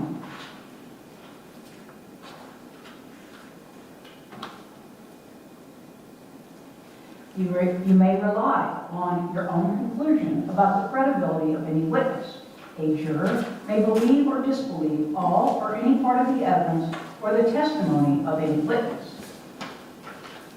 The state bears the burden to prove beyond a reasonable doubt that one or more aggravating circumstances exist before the defendant is eligible for the death penalty. It is not necessary for the defendant to disprove anything. The defendant exercised a fundamental right by choosing not to be a witness in this case. You must not be influenced in any way by this decision. No juror should ever be concerned that the defendant did or did not take the witness stand to give testimony in the case.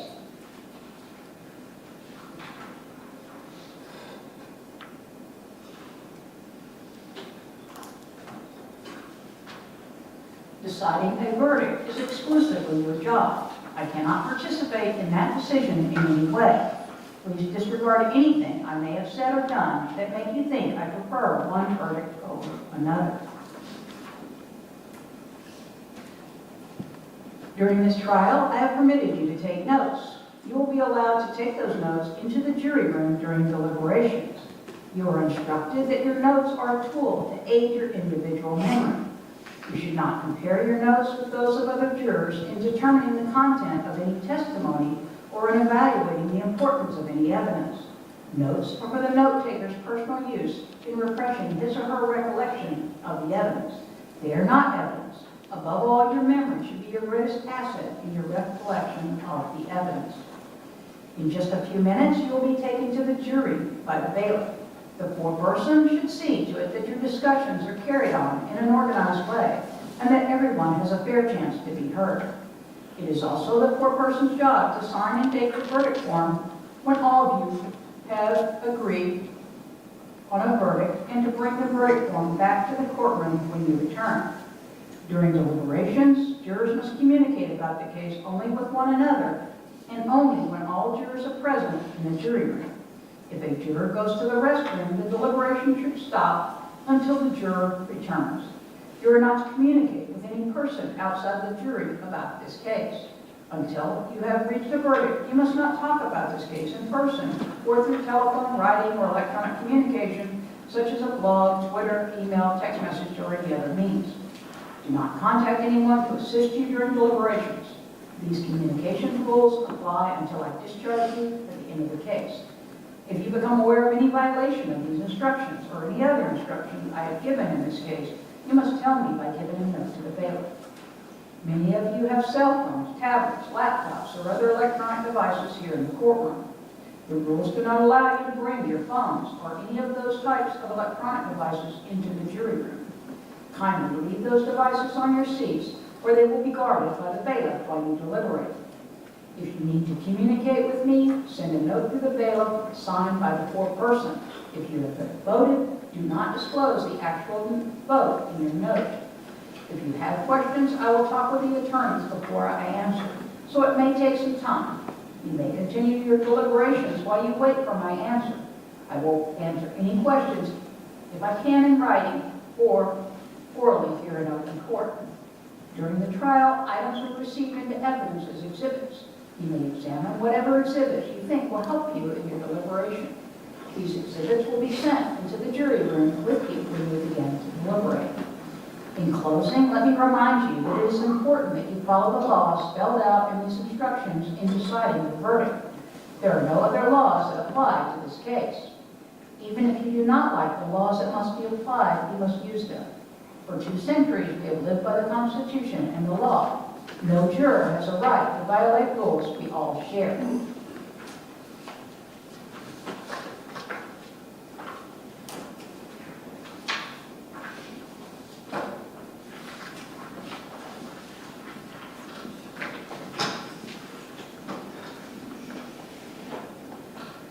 Now, I'm going to go over the verdict form with you in just a moment. So this is a 3-page document. As I mentioned to you, what you're first going to do is you're going to determine whether the state has proven beyond a reasonable doubt at least one of the 2 aggravators that they have alleged exist in this case. If you determine that no aggravators have been proven, then the defendant's not eligible for the death penalty and your deliberations will be complete. If you determine that at least one of the aggravating factors, and we sometimes use the term aggravator or aggravating factors, they're synonymous. If you determine that one or more aggravating factors have been proven beyond a reasonable doubt, then you'll go to Part B of the verdict form. After conducting the weighing process, as I discussed with you, then you will make a determination of whether the defendant should be sentenced to life in prison without the possibility of parole or to death. If fewer than 8 people recommend the death penalty, the defendant will be sentenced to life in prison without the possibility of parole. If 8 or more persons recommend the death penalty, then your recommendation should be the death penalty. There are 2 places in which to enter it. There are numbers of how many that are voting for each. If you choose, for instance, if you choose life, it'll be the number of voters, people that voted for life, and then death. Like the same thing, if you vote for death, at least 8 jurors must recommend death, then you'll put that vote in too. Make sure you only choose one. There are 2 options. You must choose only one. The foreperson will then date and sign the verdict form and bring it back into the courtroom as just like you did in the penalty or in the guilt phase. Fold it over like this or like this so the words are not shielded or are shielded from the audience. The foreperson will then give the verdict form to the bailiff, and then I will check it over for legal sufficiency. Okay? Now, so what we're going to do is, so what I'm going to do is I'm going to ask everyone, does everyone have electronic devices and things like that in the deliberation room? Okay, all right, that's cool, that's fine. So what I'm going to ask you to do is we're just going to basically take a break in place. I'm going to ask you to step back into the jury room, get your, all electronic devices. Remember, you're not entitled to have any electronic devices that can access the internet, nor are you allowed to have any written material such as a dictionary or anything else that will aid your deliberations. I want you to bring all that back in here. They'll be guarded for you during deliberations. My two alternate jurors, Ms. Lowe and Ms. Solomon, if you would bring all your stuff back into the courtroom, I would appreciate it. So just step back here in the jury room. I'm going to break for 5 minutes while I get the instructions straightened out, and then so just get your electronic devices. I'll call you right back in.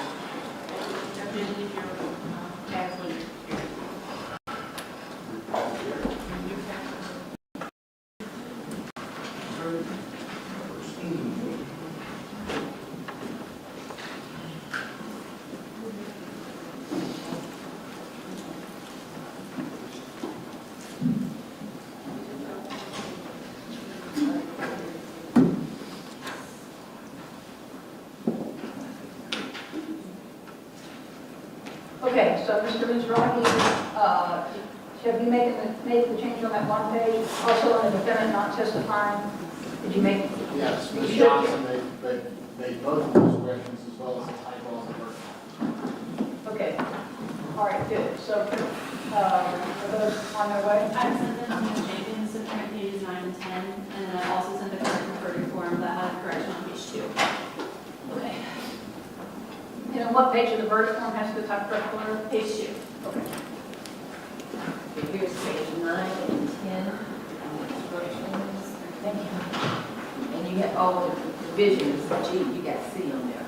I just noticed that on there. I would have changed it to factors, but it doesn't matter. Let me,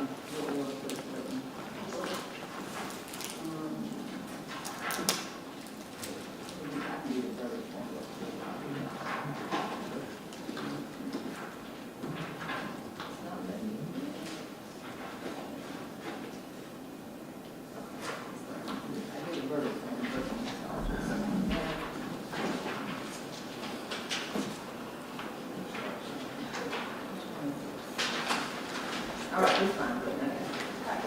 I'm sorry. Thank you. They let me do it, sometimes they won't let me. Yeah. Okay, here's the word form.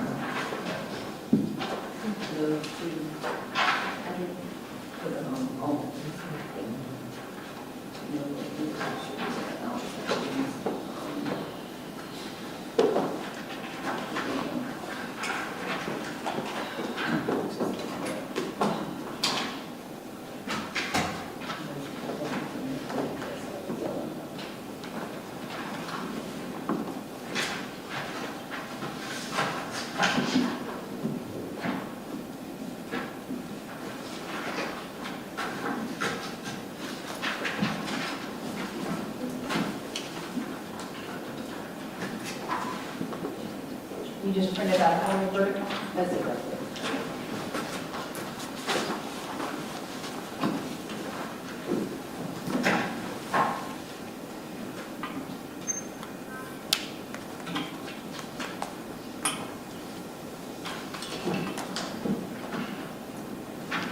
No, I don't like this verdict form.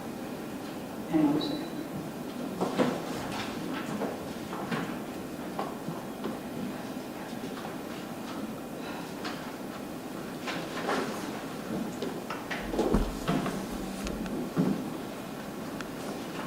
What was the typewriter on page 2? You're on page 2 in the defendant's name on the second to last line. It's printed on the page. There's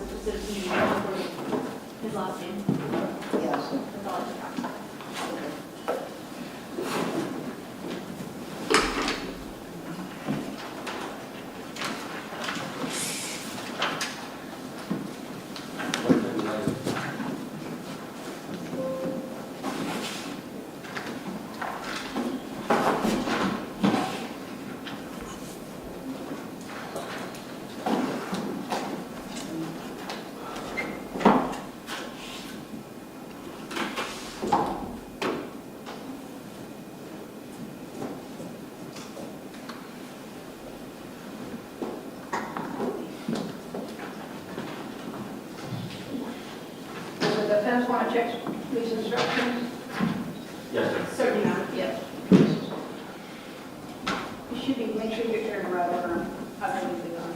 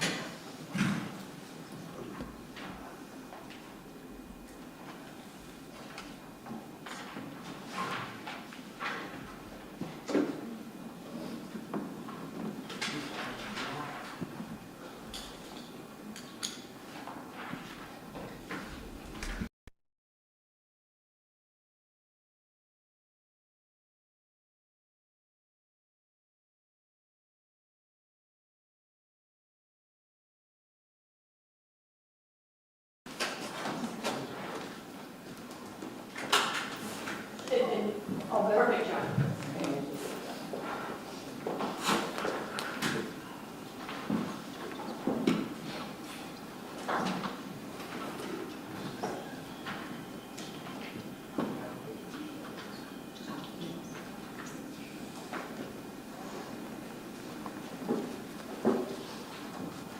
Okay, let's bring it back in, please.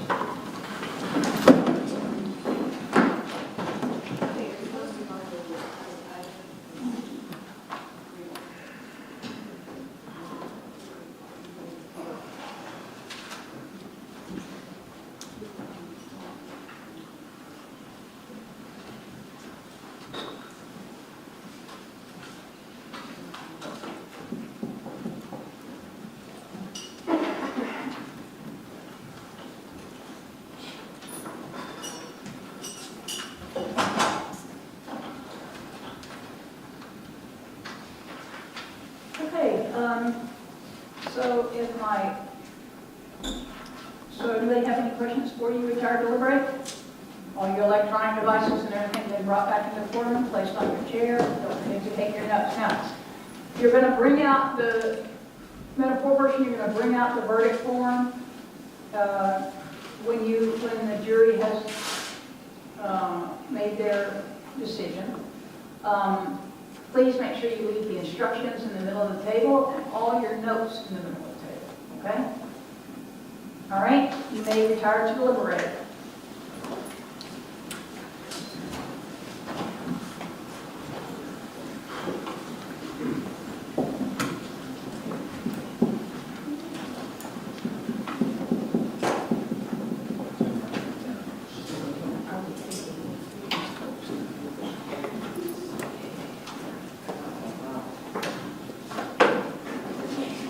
Okay, Ms. Solomon and Ms. Lowe, I want to thank you for your service. As you remember, both of you are alternate jurors because all 12 primary jurors are present and have now retired to deliberate. Your services are no longer needed. Thank you for your time and attention. The role that an alternate juror plays is absolutely vital. You've done service to your community and to your state. Now, I do want to tell you about some, everybody can be seated. I do want to tell you about some privileges you have. There may be, although you didn't participate in deliberation, there may be persons who want to talk to you about your jury service. And so it is completely up to you to determine whether you wish to discuss your service. It is also entirely your privilege to say, no, I'm not discussing it, because it's a matter that protects the privacy of me and my other juror. So, but it is completely up to you, okay? And again, you are available to see you out, make sure you get safely to where you need to go, and make sure you turn in your juror badge, keep your parking pass, and thank you again. Now, if you wish, I will happily call you, and let you know what happened. If you would like, just let the bailiff know if you would like me to call you, and I'll personally call you after, or to let you know what happened. Okay? All right, and thank you.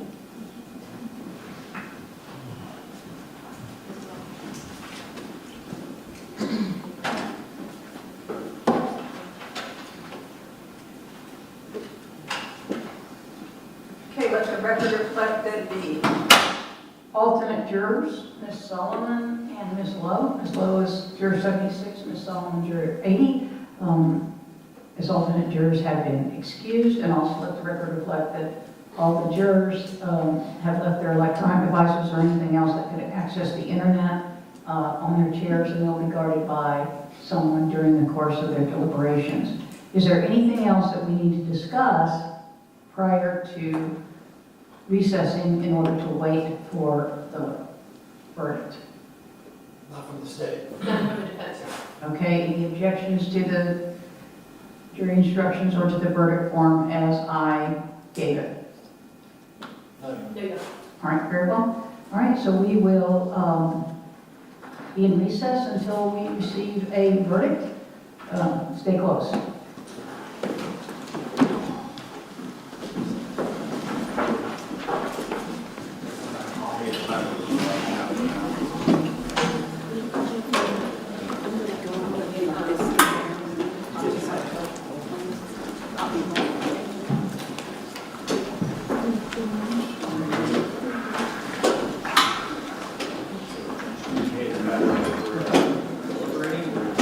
Who's been the meeting? Is it you, Corey?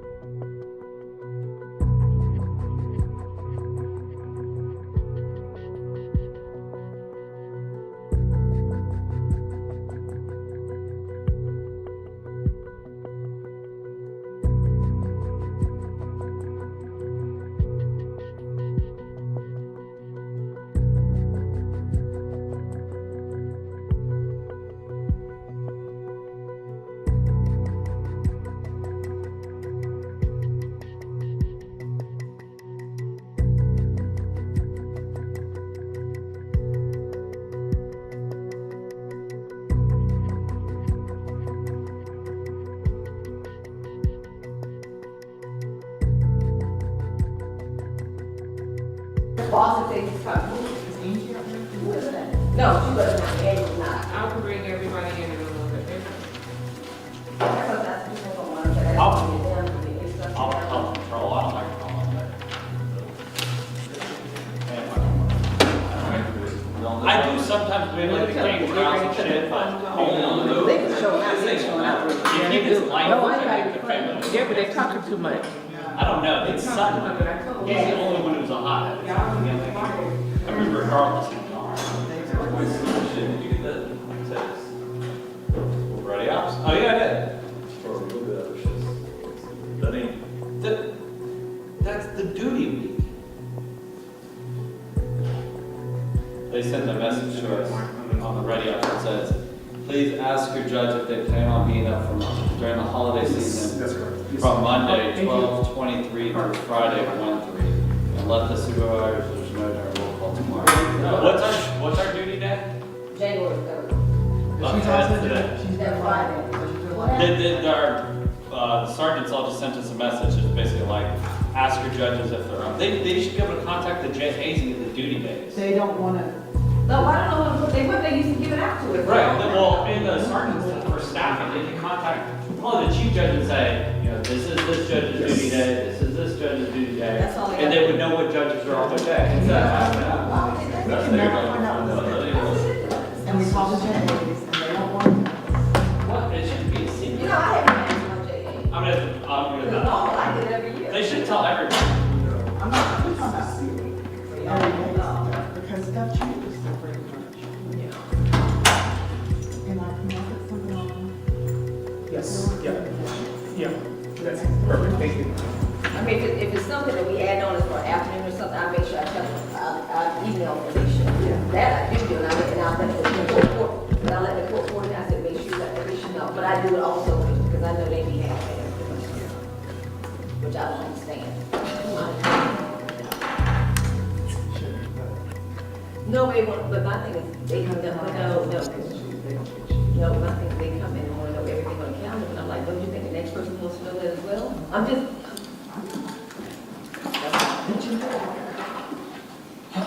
Oh, I did think of something. He's not gonna send us today, is he? No.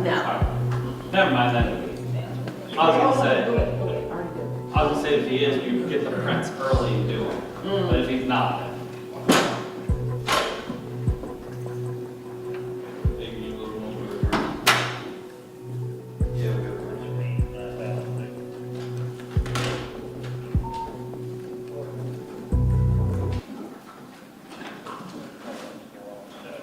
Who is it? Haynes? Who they said? Officer Haynes?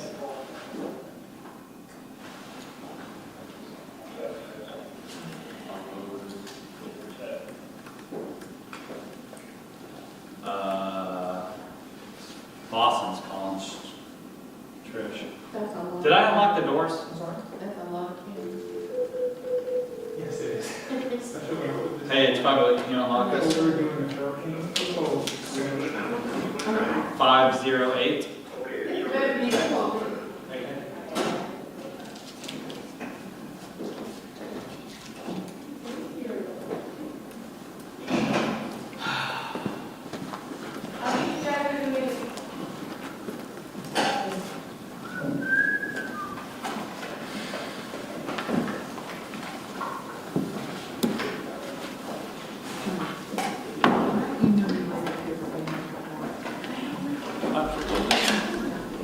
Hey, you go over these here, folks.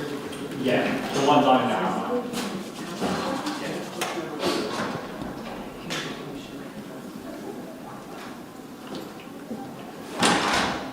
That's what I have when I just do it. Yeah. I would be happy to. I don't think we should put this back.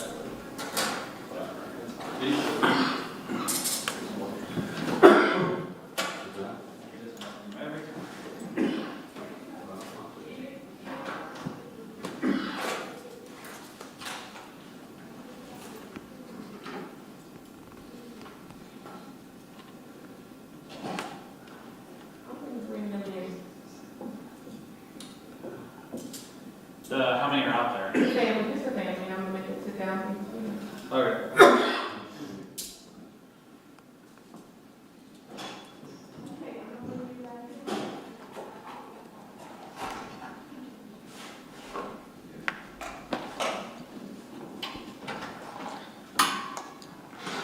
She come down here, she come down here.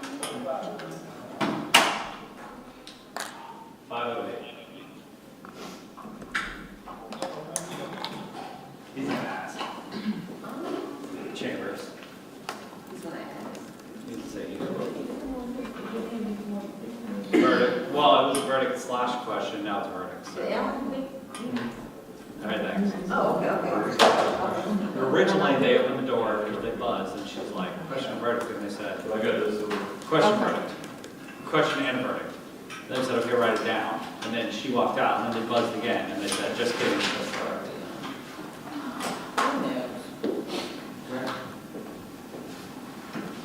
This said something like it was what, an administrative question or something like that? Yeah, something about a number, but I can. But then they buzzed it again and said, "Never mind, we'll just have a verdict." Right on the. But they changed their mind and said we did. I say, when we tell them to write it down, we say, carefully and articulately write it down. Because sometimes our questions like don't make sense the way they word it. It's like, I don't know where you're at. Only in their head. I just told I bet people are coming because Chambers asked me. Okay. All rise. The court is back in session. You may be seated.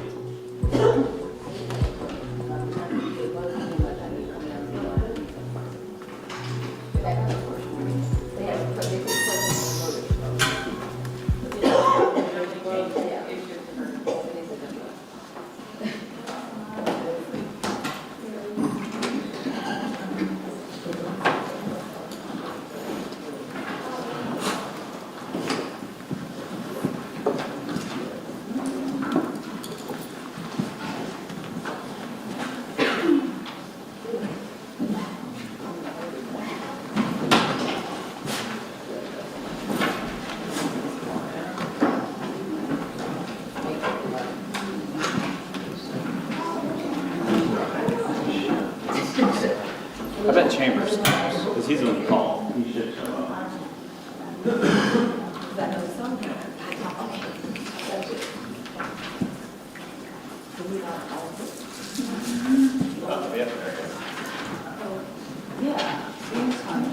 Hey, he's got Myers with him. Well, Myers can do it. You should tell Myers why. I think he'll give it a little laugh.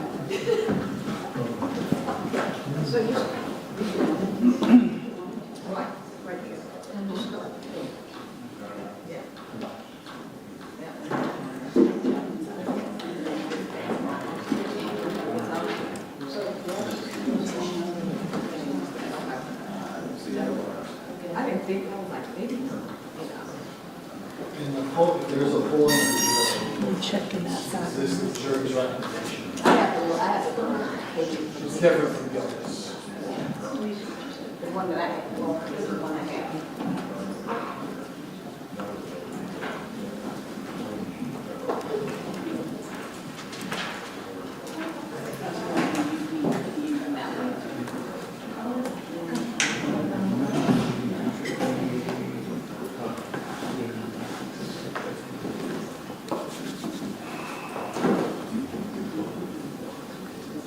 Because that's,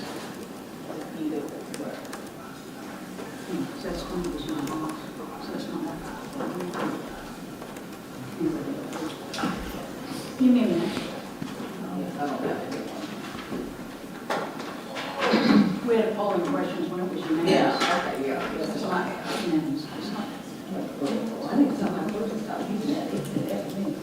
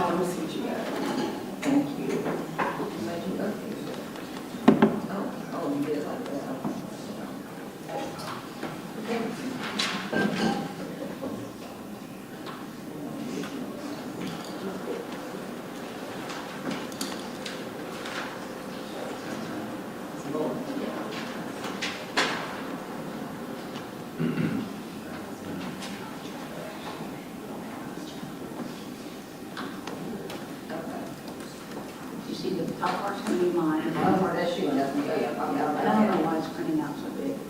This is great. We'll work on a template.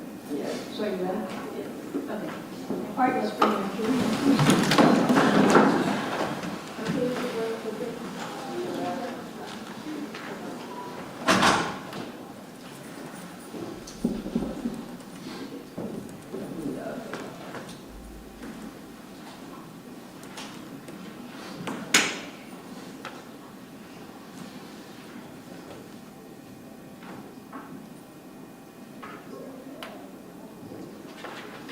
Ms. Jacobs?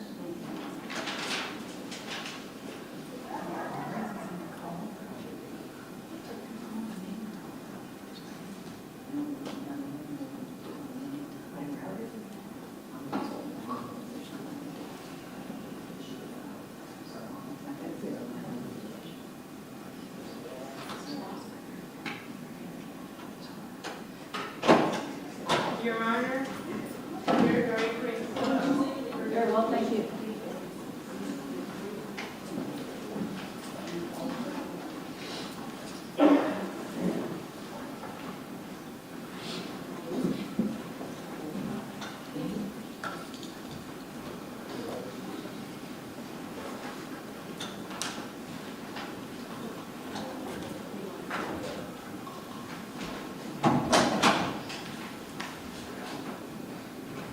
Okay, Madam Foreperson, do we have a your findings and recommendations? Yes.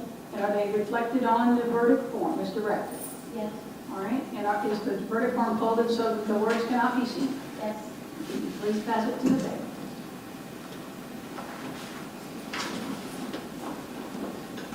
You'll be seated.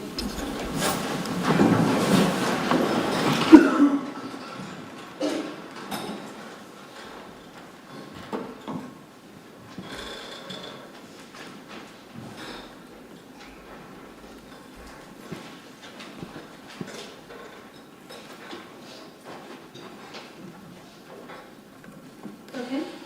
Madam Clerk?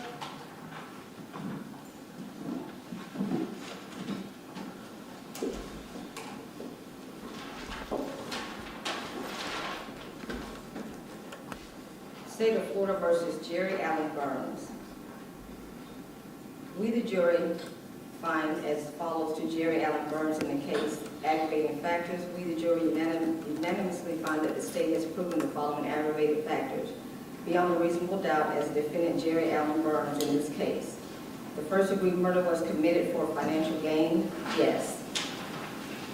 The first-degree murder was committed in a cold, calculated, and premeditated manner without any pretense or moral or legal justification? Yes.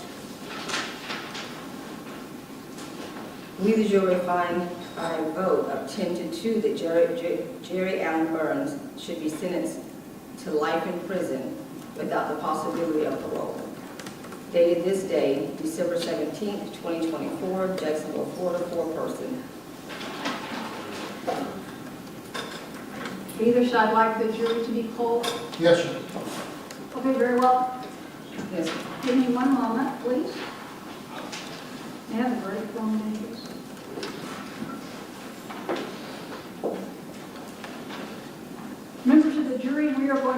each of you about the jury's decisions that you have just heard. Madam Clerk? Yes, Judge. Juror number 1, do you agree that the decisions as read by the clerk accurately reflects what the jury decided? Yes, I do. Juror number 2,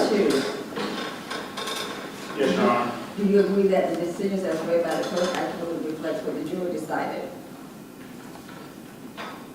Juror number 3, do you, I think we can just ask it once, and I think the jury can just answer. okay, jurors, do you? Or agree does that everybody decisions remember the as read- question? Does everybody remember the question? Does the decisions as read by the clerk accurately reflect what the jury decided? And I think we have juror number 1. I'm sorry, juror number 4, is that right? I do. Yes? Go ahead, Madam Clerk. Let's start with juror number 7 and go from there. Juror number 7, do you agree that decisions as read by the clerk accurately reflect what the jury decided? Yes, Your Honor. Juror number 8, do you agree that the decisions as read by the clerk accurately reflect what the jury decided? Yes. Juror number 9, do you agree that the decisions as read by the clerk accurately reflect what the jury decided? Yes. Juror number 10, do you agree that the decisions as read by the clerk accurately reflects what the jury decided? Yes. Juror number 11, do you agree that the decisions as read by the clerk accurately reflects what the jury decided? Yes. And juror number 12, do you agree that the decisions as read by the clerk accurately reflects what the jury decided? Yes. Thank you. Anything else to jury? All the jurors would just agree that's what the verdict was? Yes. They all, Yes. okay, say it sounds, thank you. Okay, ladies and gentlemen, I wish to thank you for your time and consideration of this case. I also wish to advise you of some very special privileges enjoyed by jurors. No juror can ever be required to talk about the discussions that occurred in the jury room except by court order. For many centuries, our society has relied upon juries for consideration of difficult cases. We have recognized for hundreds of years that a jury's deliberations, discussions, and votes should remain their private affair as long as they wish it. Therefore, the law gives you a unique privilege not to speak about the jury's work. Although you are at liberty to speak with anyone about your deliberations, you are also at liberty to refuse to speak to anyone. A request to discuss either your verdict or your deliberations may come from those who are simply curious, from those who might seek to find fault with you, from those who may try to get you to talk to them about your deliberations in order to upset the verdict, from the media, from the attorneys, or elsewhere. But of course, the attorneys cannot speak with you absent a court order. However, it will be up to you to decide whether to preserve your privacy as a juror if you're approached to speak about your verdict or your deliberation, and the privacy of your fellow jurors. And with that, you go with my many thanks for your service to your community and to the state. Now, please make sure that you turn in your juror buttons, you keep your parking pass, the bailiffs are going to escort you to the parking garage,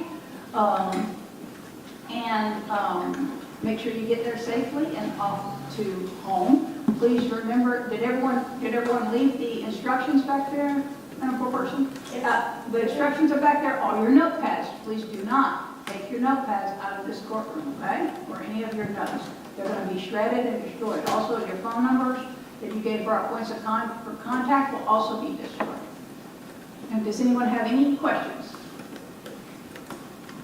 I see none. And again, you go with my many thanks for your hard work and your dedication and service to the state of Florida. All right, you are dismissed.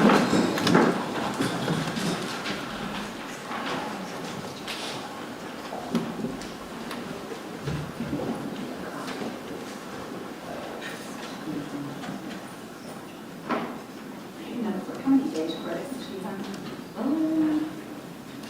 You always see that.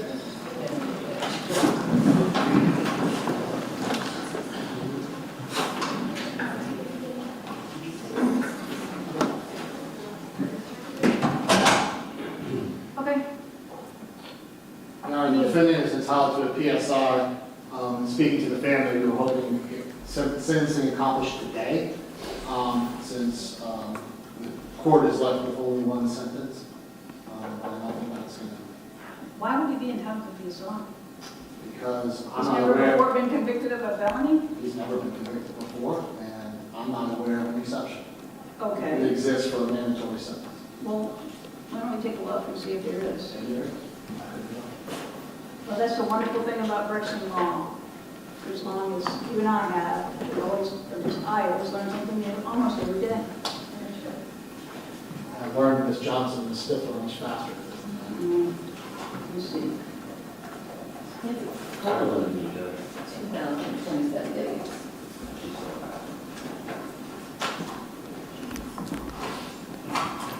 In all cases in which the court has discretion as to what sentence must be imposed, the court may refer the case to the Department of Corrections for investigation and recommendation.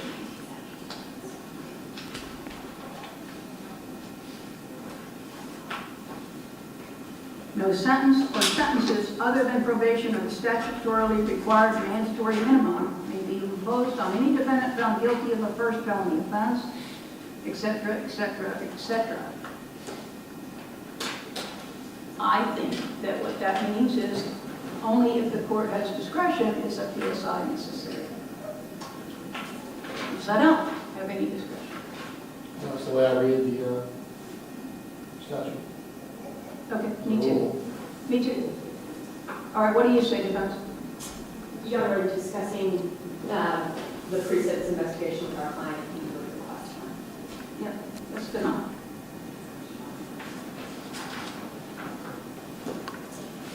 What would be the point of a PSI?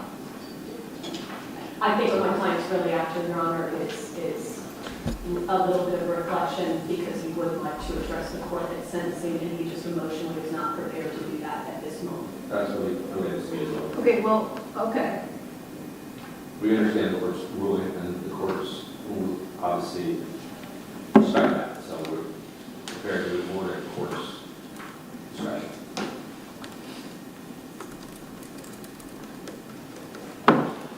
So let's talk about allocution for a minute. The defendant has a right to allocute at a sentencing proceeding, although typically the purpose of allocution is to persuade the court Right. to impose a sentence Other than what? other than what the law requires, and I have no discretion. This is not a case where I could downwardly depart, even if I would, which I would not, but I have no discretion to downwardly depart. It seems to me like a fruitless exercise. Give me 1 minute.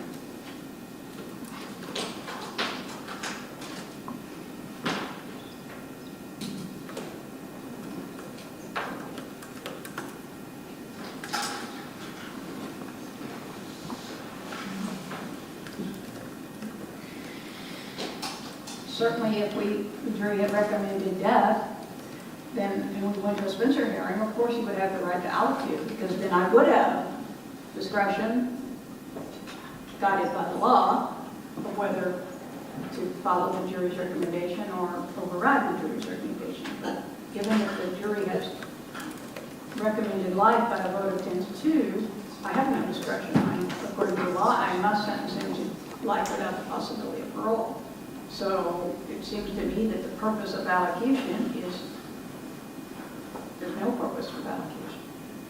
That's kind of discussed after our session.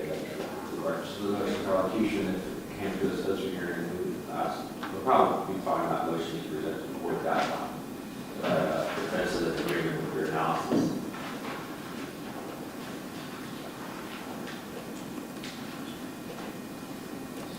And here's the thing, I think that given that I have no discretion, I also ought to be considerate of his family. Do not disagree with you.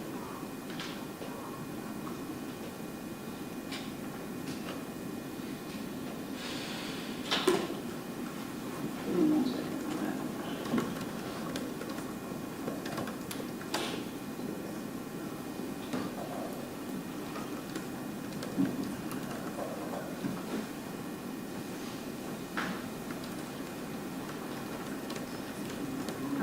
there's been a case that's actually addressed it.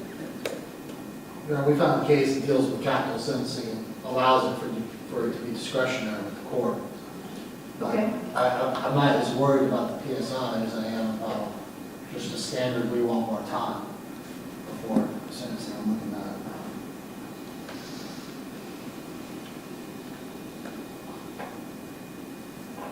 now.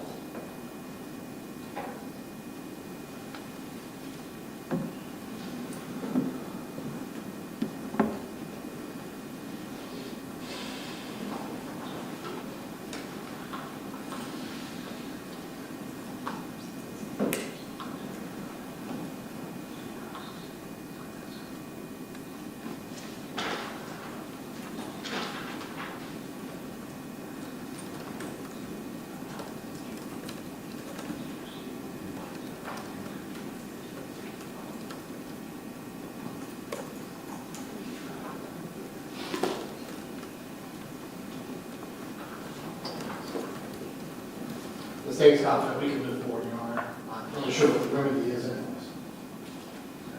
Maybe it's reverse to remand to impose a life sentence without the possibility of Which parole. is what we're going to do. I'm not being flip at all. No, I'm no, I mean, just there is no- trying to there is no get the report. right result. Let me speak up, Your Honor. I agree. I don't mean, speak on top. I agree. I don't think even if there's a recourse, on that issue, as far as not the timing of the actual, the position sentence in light of the jury's verdict that he killed it and finding the adult with.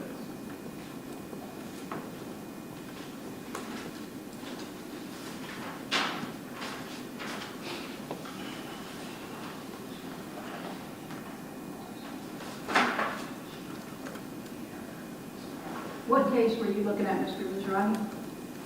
It's different. Ms. Stifler? Now, on the PSI issue, Rose for V State, 461, 7-2, 8-4, the Supreme Court of Florida. And then Perry, Perri, V State, 441, 7-2, 606, Supreme Court of Florida case. What does it say? Rose versus State says that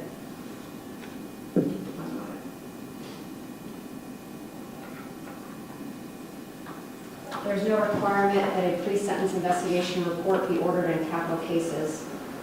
We have held that the ordering of a pre-sentence report is discretionary in capital cases, and the failure of the trial court to order such report does not constitute reversible error. Well, I don't think of this, I think the rule plainly excludes cases that are, sentences that are mandatory. So I'm not going to order PSI. My only issue is there a right to allocate when the court has no discretion to impose, or has no discretion to impose any sentence other than the statutorily mandated life imprisonment without the possibility of parole. Of course, Your Honor, the state would have no objection to the defendant allocating now. I believe it. I don't think he has a constitutional right to get his thoughts together.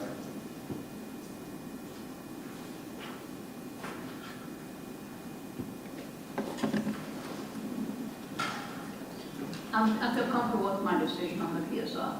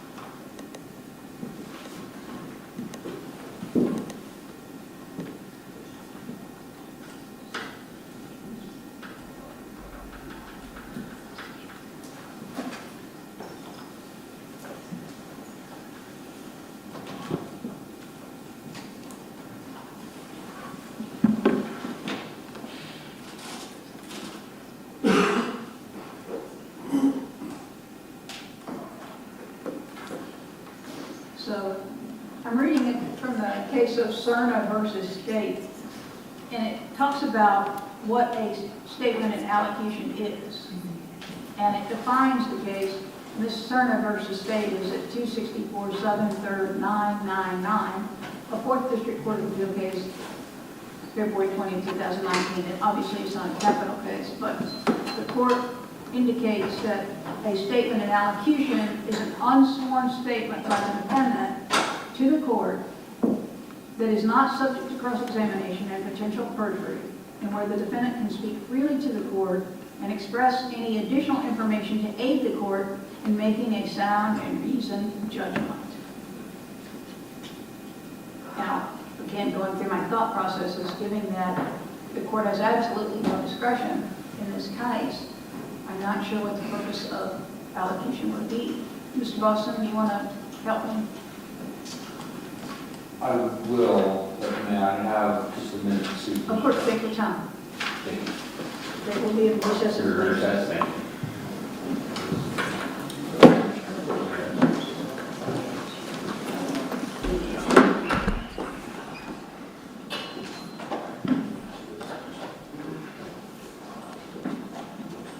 I'm not sure it's on. We're in recess, still be. Just read in recess in place.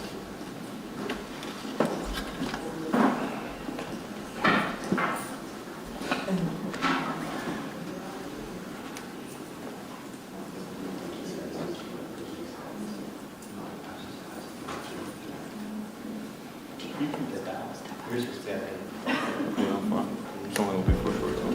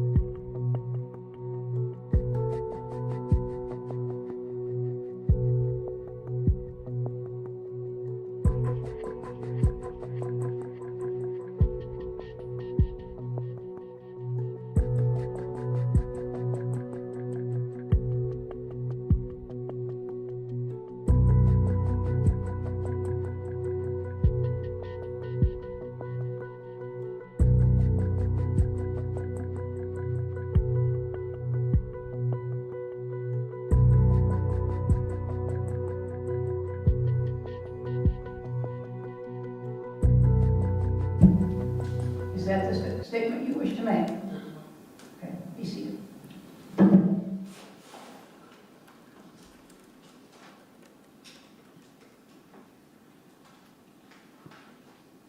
Okay, the defendant has indicated that that was the statement that he wished to make to the court, saying love to his children, and that concludes his statement Yes, Your Honor. pursuant to his right to allocute. That's correct. All right?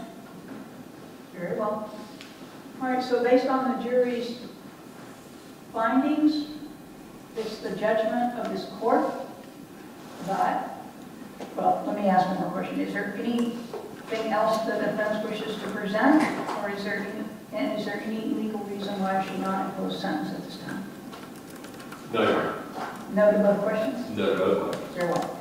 All right, it is the judgment of this court, Mr. Burns, that you'll be adjudicated guilty of first degree premeditated murder, and I sentence you to life in prison without the possibility of parole. I will give you credit for 2,027 days, credit for time served. Court costs in the amount of $518, $100 for appointed counsel fee, $50 application on a fee, public defender application fee. I am going to convert all your court costs to a civil judgment. Now you have 30 days to file a notice of appeal. If you cannot afford an attorney for purposes of appeal, I'll appoint one for you. Judge, we ask that the public defender be appointed for purposes of appeal at this time. Okay, so here's the thing. My understanding from the procedure is that county council has the responsibility to do the necessary preliminary matters. such as Yes, Your Honor. We will. Designate for the court order and the clerk, etc. And then at that point, the public defender will be appointed, or will take over. Right. So, and obviously you need to file your notice, and then also appointed counsel is responsible for filing the notice of appeal. So if, once you file the notice of appeal, you can also complete The docketing statement, the designation, Right. order. and at that time, then I will appoint the public defender, because there's been some, I guess, in reading some of Ms. Webb's submissions, there's an issue of when the public defender is Right. appropriately appointed when you have. I haven't asked before at this stage, and I was wrong, and I did ask, and I'm wrong again probably, so I just wanted to do it both ways. So within the 30 days, we'll follow the appropriate paperwork, and then what I typically do is follow a motion to withdraw at the lower tribunal and ask that we. Exactly, yeah, and that's what I'll do. Take it over at the appellate stage. Right, and then of course, the public defender's office from the 7th Circuit Yes. does the appeals for the 4th Circuit, as well as several others Okay. in the 5th District Court of Appeals. So basically, the public defender here will have little responsibility once you do the document, the notice of appeal and the preparation of the Yes. record and the designation, direction to the court reporter and to the clerk, etc., except transfer it over to the 7th. Okay. Will then represent Mr. Burns on appeal. Yes, Your Honor. This is no longer a capital case, it goes to the 5th District Court of Appeal, not the Florida Supreme Court. Yes, yes. Okay? Anything else? The state, if we have not already done so, is now pressing the conspiracy and solicitation counts 23. Very well. All right, Code anything else? 30. Nothing to say. Okay. All right, then I will call us adjourned.